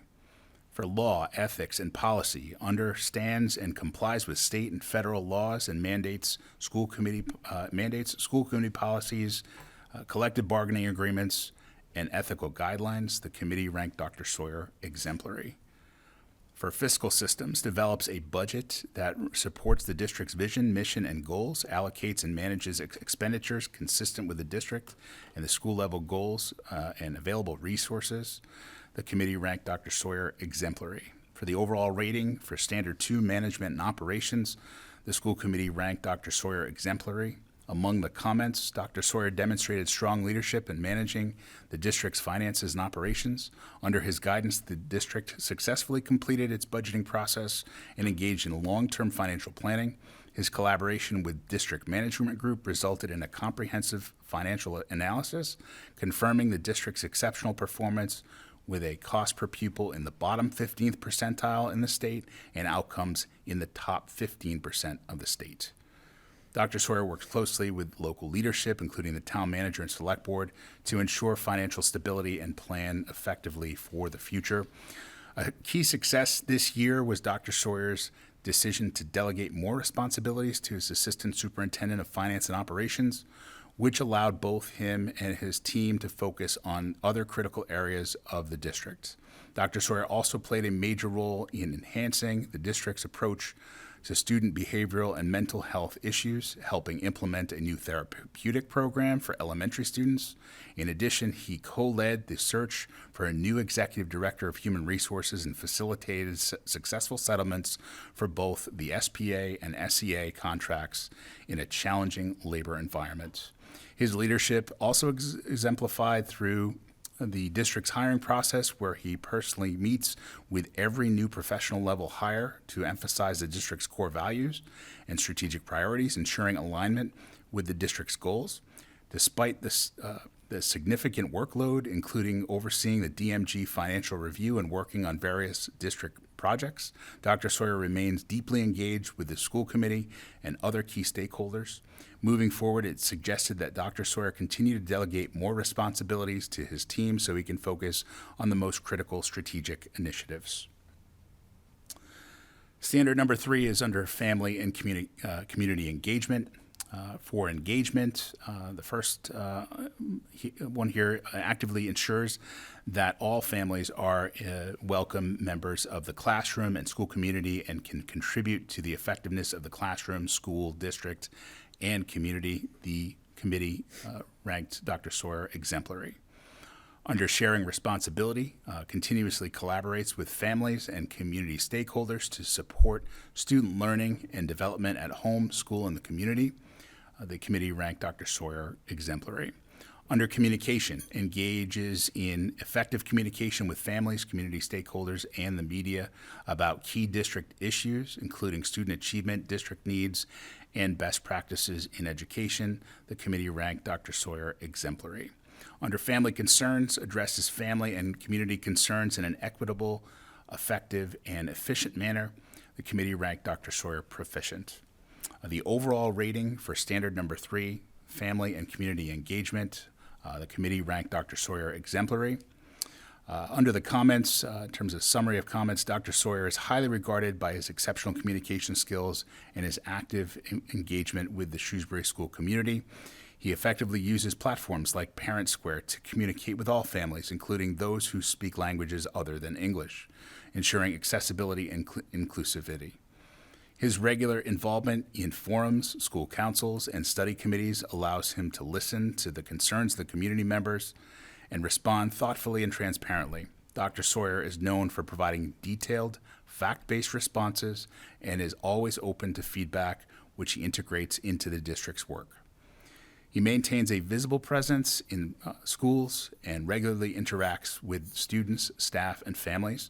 Dr. Sawyer's commitment to improving family engagement is evident through initiatives like providing ESL classes for families, supporting literacy outreach, and promoting programs like RISE and Unified Clubs.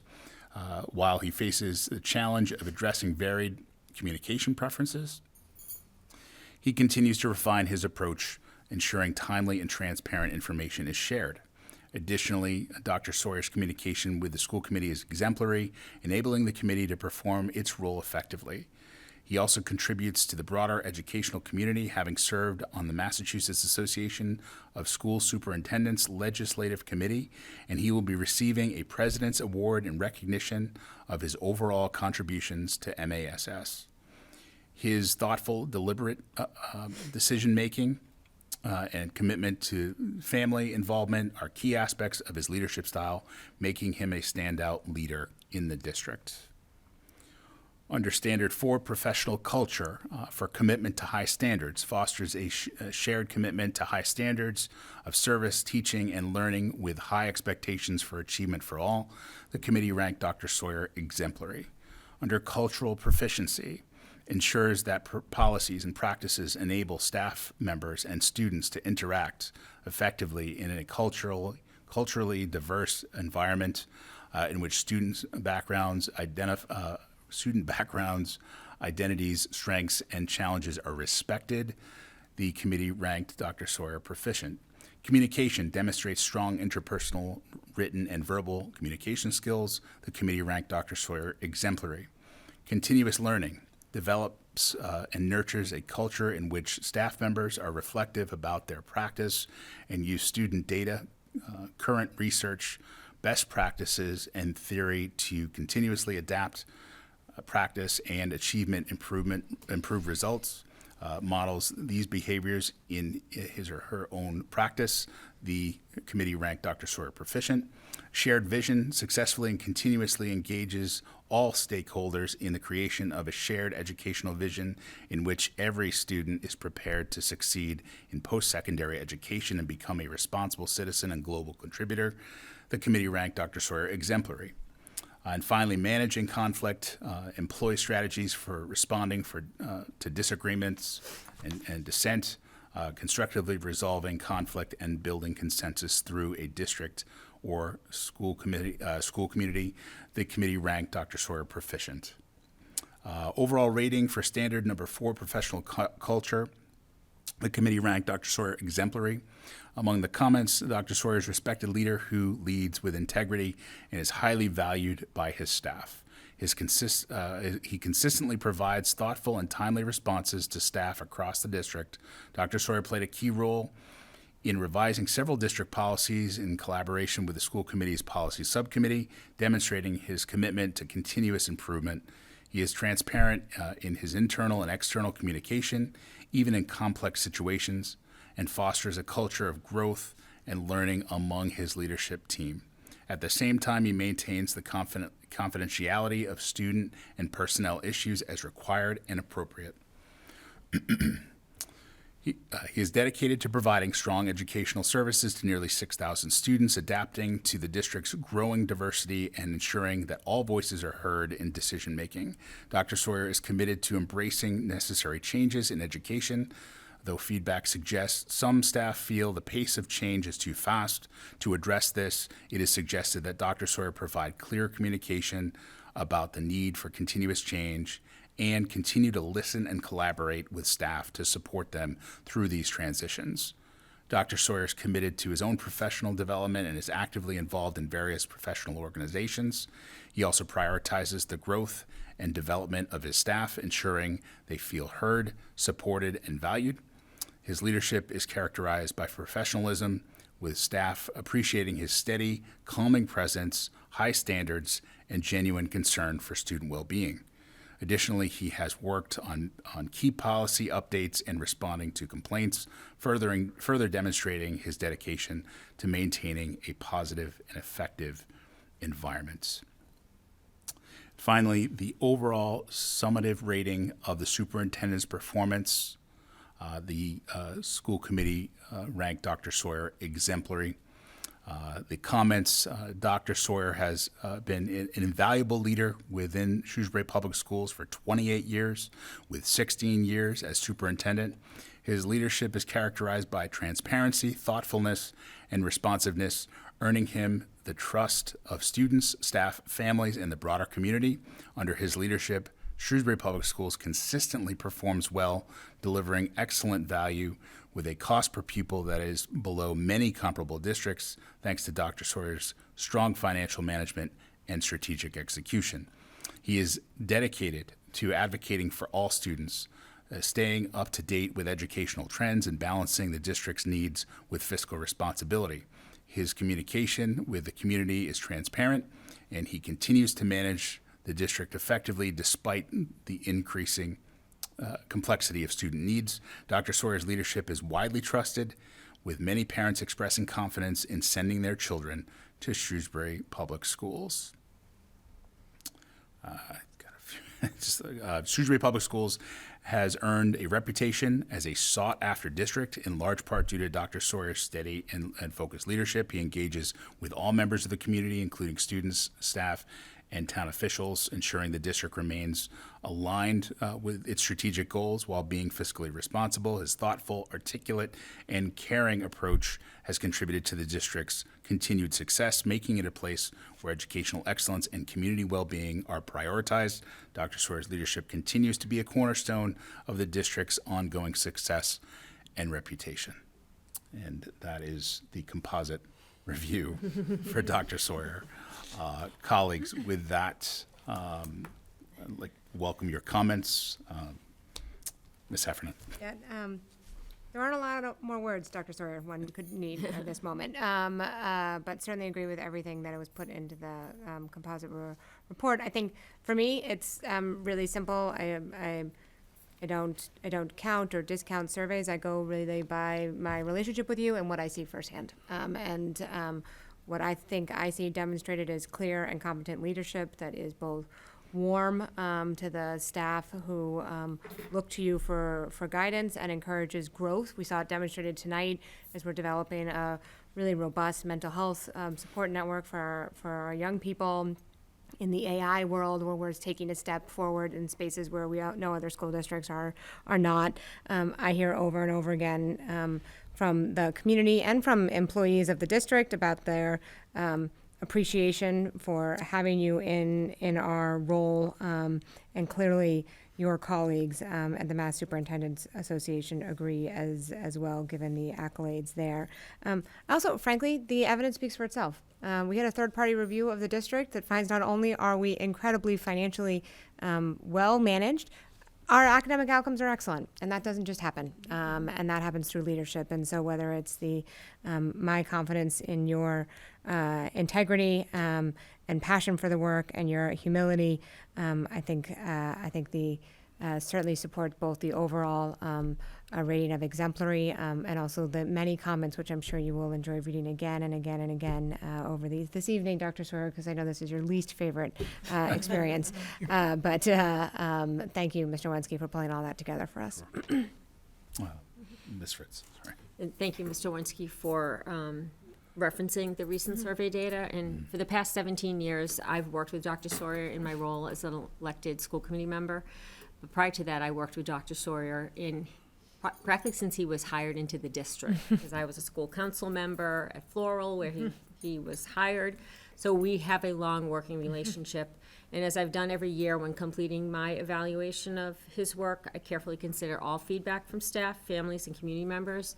And as in any occupation, there is always room for improvement. We all have to look for improvement and growth within ourselves. However, it's unfortunate, I think, when we have a survey results that seem to be skewed. I do not believe that the recent survey results are reflective of the broader community's assessment of Dr. Sawyer, and nor does it reflect my personal experience with him. We've worked together, again, for many years in my role as a school committee member, but I also was chair for 6 years. And when you are chair of a school committee, you work very closely with the superintendent. And I have nothing but the utmost confidence in his ability to be a fair, impartial, and caring leader of our school district. In my long tenure of working with Dr. Sawyer, as well as other leaders in this district, I am very confident in their expertise in response to all student needs.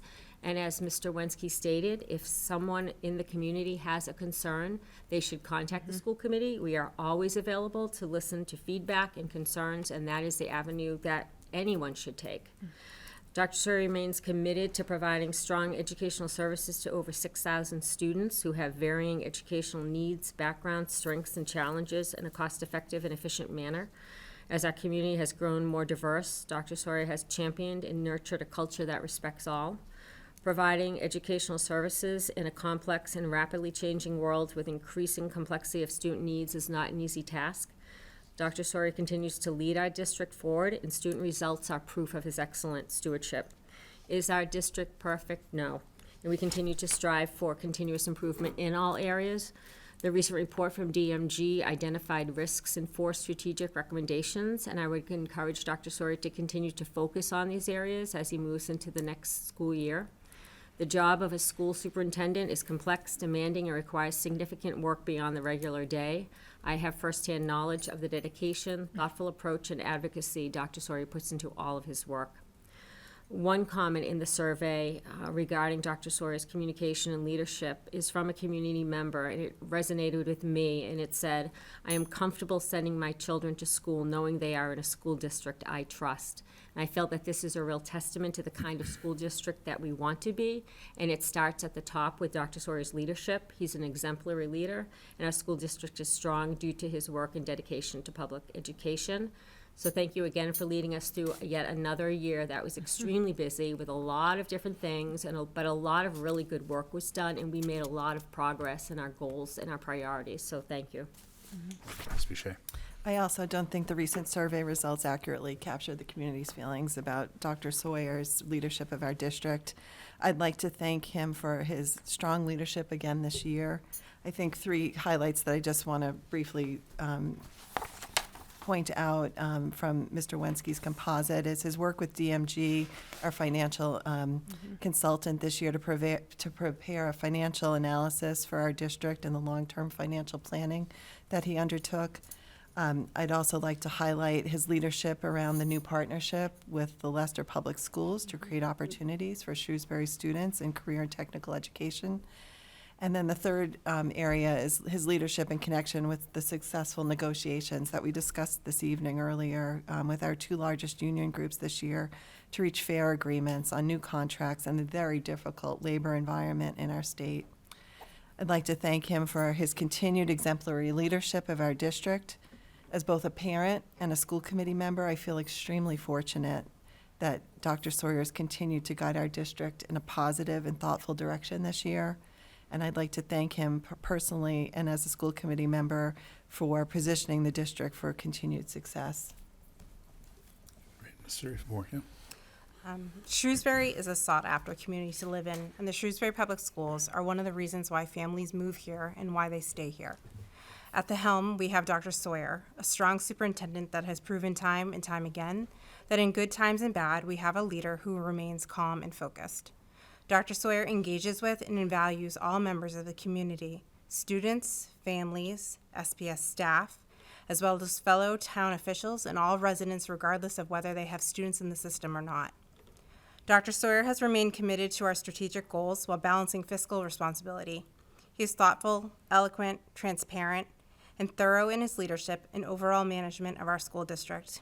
Even with the changing landscape of what education has become, Dr. Sawyer remains passionate about what it means to be an educator and remains student-focused. He is a fierce advocate for all and goes above and beyond in almost every element of his job. I appreciate his candor, his institutional knowledge, and his ability to change and adapt at the last minute. As part of the superintendent evaluation process, it's important to recognize not just the visible outcomes, like improved student achievement or successful programs, but also the many behind-the-scenes responsibilities that keep our schools running smoothly and strategically.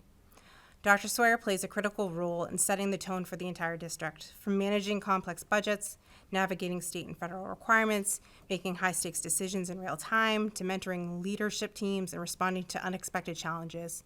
Much of this work happens quietly, but is absolutely essential to the success of our schools. These efforts don't always make headlines. They aren't broadcast at school committee meetings or in a newsletter, but they have a lasting impact on our district. It isn't uncommon to find Dr. Sawyer tucked in the audience of Sherwood's performance of Aladdin, or cheering from the shores of Lake Quincy for the crew team during a regatta. Dr. Sawyer reads in classrooms. A book about Jackie Robinson is a fan favorite. He engages with students of all ages wherever he goes, and he can almost always tell you a fun fact about how he knows them. He spent countless hours working with district management group at the committee's request to ensure they had the adequate information needed to truly assess our district's financial history and stewardship and help us plan for a bright tomorrow. Dr. Sawyer makes it a point to meet with every single professional level hire to meet them.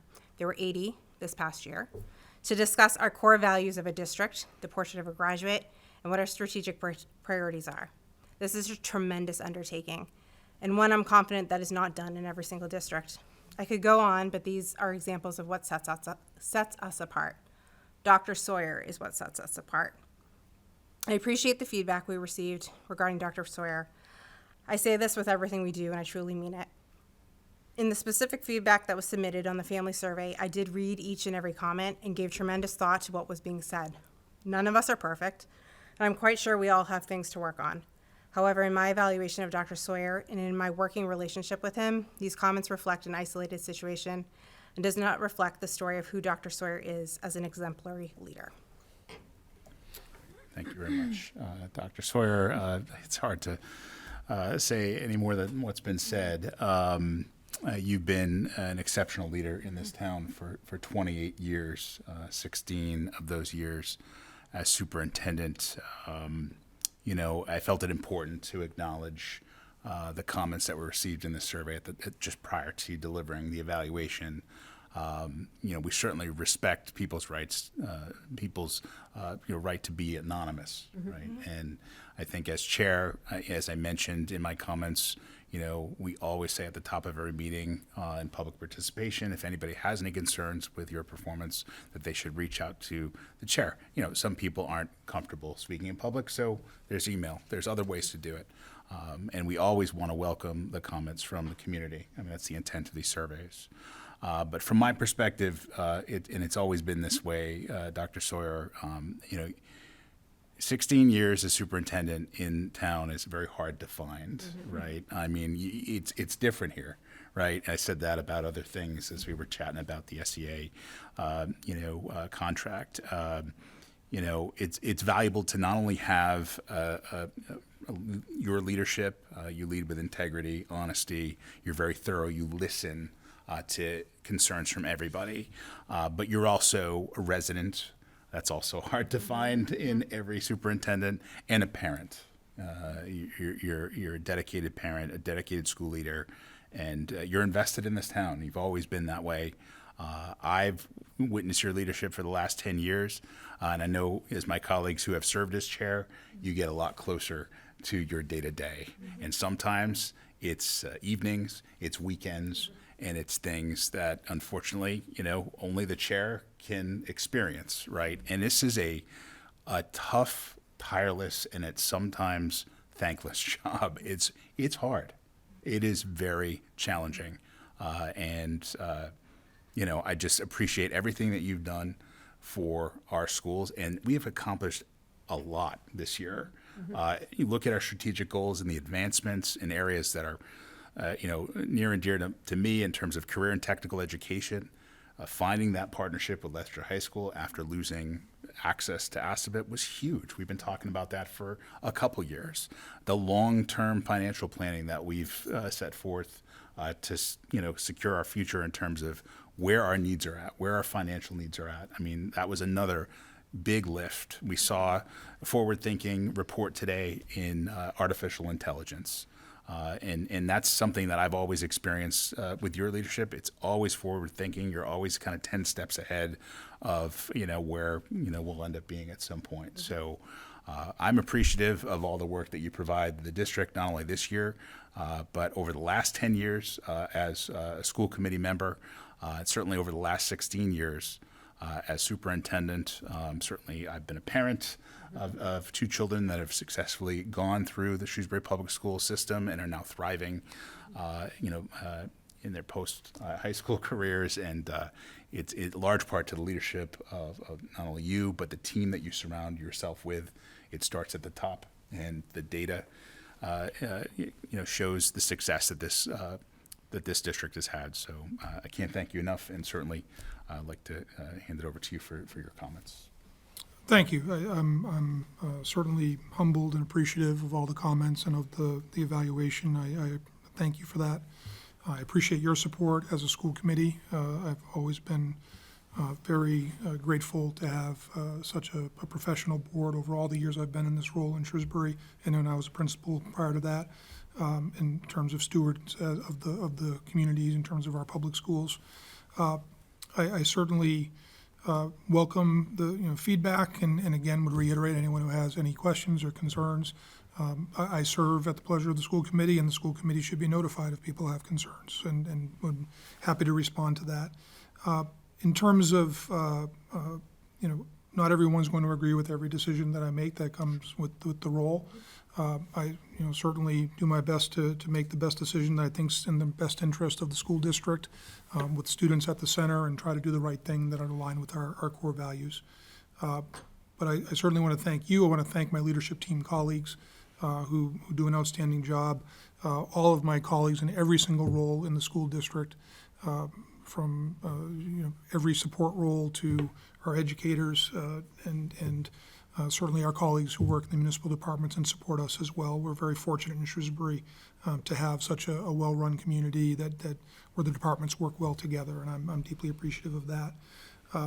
Certainly, the parents and caregivers, I wrote in one of my recent updates about how proud I am, and now that I've been here for a long time, to run into people who can tell me how their kids are doing, and now they're in their 20s or their 30s, and what the impact was.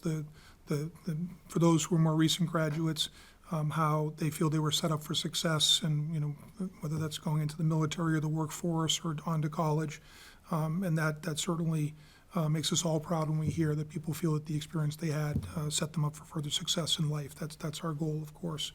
Want to thank our students. We have great students, and they certainly, that's what energizes me and our team, and being able to see them be successful and work through challenges and meet their needs in a time that is very challenging to be a young person in our culture today. Finally, certainly, well, I should say also our community members, and certainly having been a resident now for the same 28 years I've been working in the district, I have a great fondness for this community, and I know hearing the sort of general sense, the idea of thriving, and I think that our school district helps our community to thrive, and certainly the community members who, through their taxes and other support, help our schools, regardless of whether they have students here or not. It makes our community a better place to have strong public schools, and I feel that contributes to our success as a town. And then last but not least, of course, I just want to thank my family, my wife, my daughters, for their support, my extended family. They've always enabled me to do this work that I'm passionate about, and I'm humbled to think that people feel that I'm doing well, and I'm certainly will continue to strive to do better wherever I can. And again, I'm very proud and honored to be the superintendent of schools here in Shrewsbury. So thank you, and much appreciated. Right, thank you very much, colleagues. We do need to vote. So I do need a motion that the committee provide a summary. I'm sorry. Do we need to vote? You want to Yeah. vote to approve the? I'm sorry. Yeah. It's a lot of reading. Just a lot of comments here. Okay. Okay. So, motion that the committee provide a summary and comments regarding evaluation of the superintendent of schools, and the committee vote to approve the formal evaluation document created by the chair. So moved. Second. Moved and seconded. All those in favor, please do so by saying aye. Aye. And the motion carries unanimously. Thank you. All right. On to the approval of minutes. The minutes from the school committee meeting held on April 9th, 2025, and the school committee workshop held on April 14th, 2025 have been provided. Colleagues, any revisions or edits? There being none, they will be accepted as written. And we do need to go into executive session tonight, so I do need to request a motion to adjourn into executive session A for the purposes of addressing Massachusetts General Law, Chapter 30A, Sections 21A7, to comply with or act under the authority of any general or special law or federal grant and aid requirements. Purpose 7, Open Meeting Law, Massachusetts General Law, Chapter 30A, Sections 22F and G, for the purposes of reviewing, approving, and or releasing executive session minutes. And B, for the purpose of addressing Massachusetts General Law, Chapter 30A, Section 21A3, to discuss strategy with respect to collective bargaining or litigation if an open meeting may have a detrimental effect of the bargaining or litigating position of the public body, and chair so declares. Purpose 3, the Shrewsbury Education Association, Units A and or B, the Shrewsbury Paraprofessional Association and or the Cafeteria Workers Association, and C, for the purpose of addressing Massachusetts General Law, Chapter 30A, Section 21A2, to conduct strategy sessions in preparation for negotiations with non-union personnel or to conduct collective bargaining sessions or contract negotiations with non-union personnel, non-union clerical and support staff and/or administrators, purpose 2, and D, for the purpose of addressing Massachusetts General Law, Chapter 30A, Section 21A7, to comply with or act under the authority of any general or special law or federal grant and aid requirements, federal and Massachusetts student record laws, purpose 7, when deliberation in an open meeting may have a detrimental effect on the bargaining position of the public body, and return to open session only for the purpose of adjourning for the evening. May I have a motion? So moved. Second? Moved and seconded. Roll call vote is required. Ms. Fritz? Aye. Ms. Boucher? Aye. Mr. Rivenport? Aye. Ms. Heffernan? Aye. Myself, aye. Thank you and good night.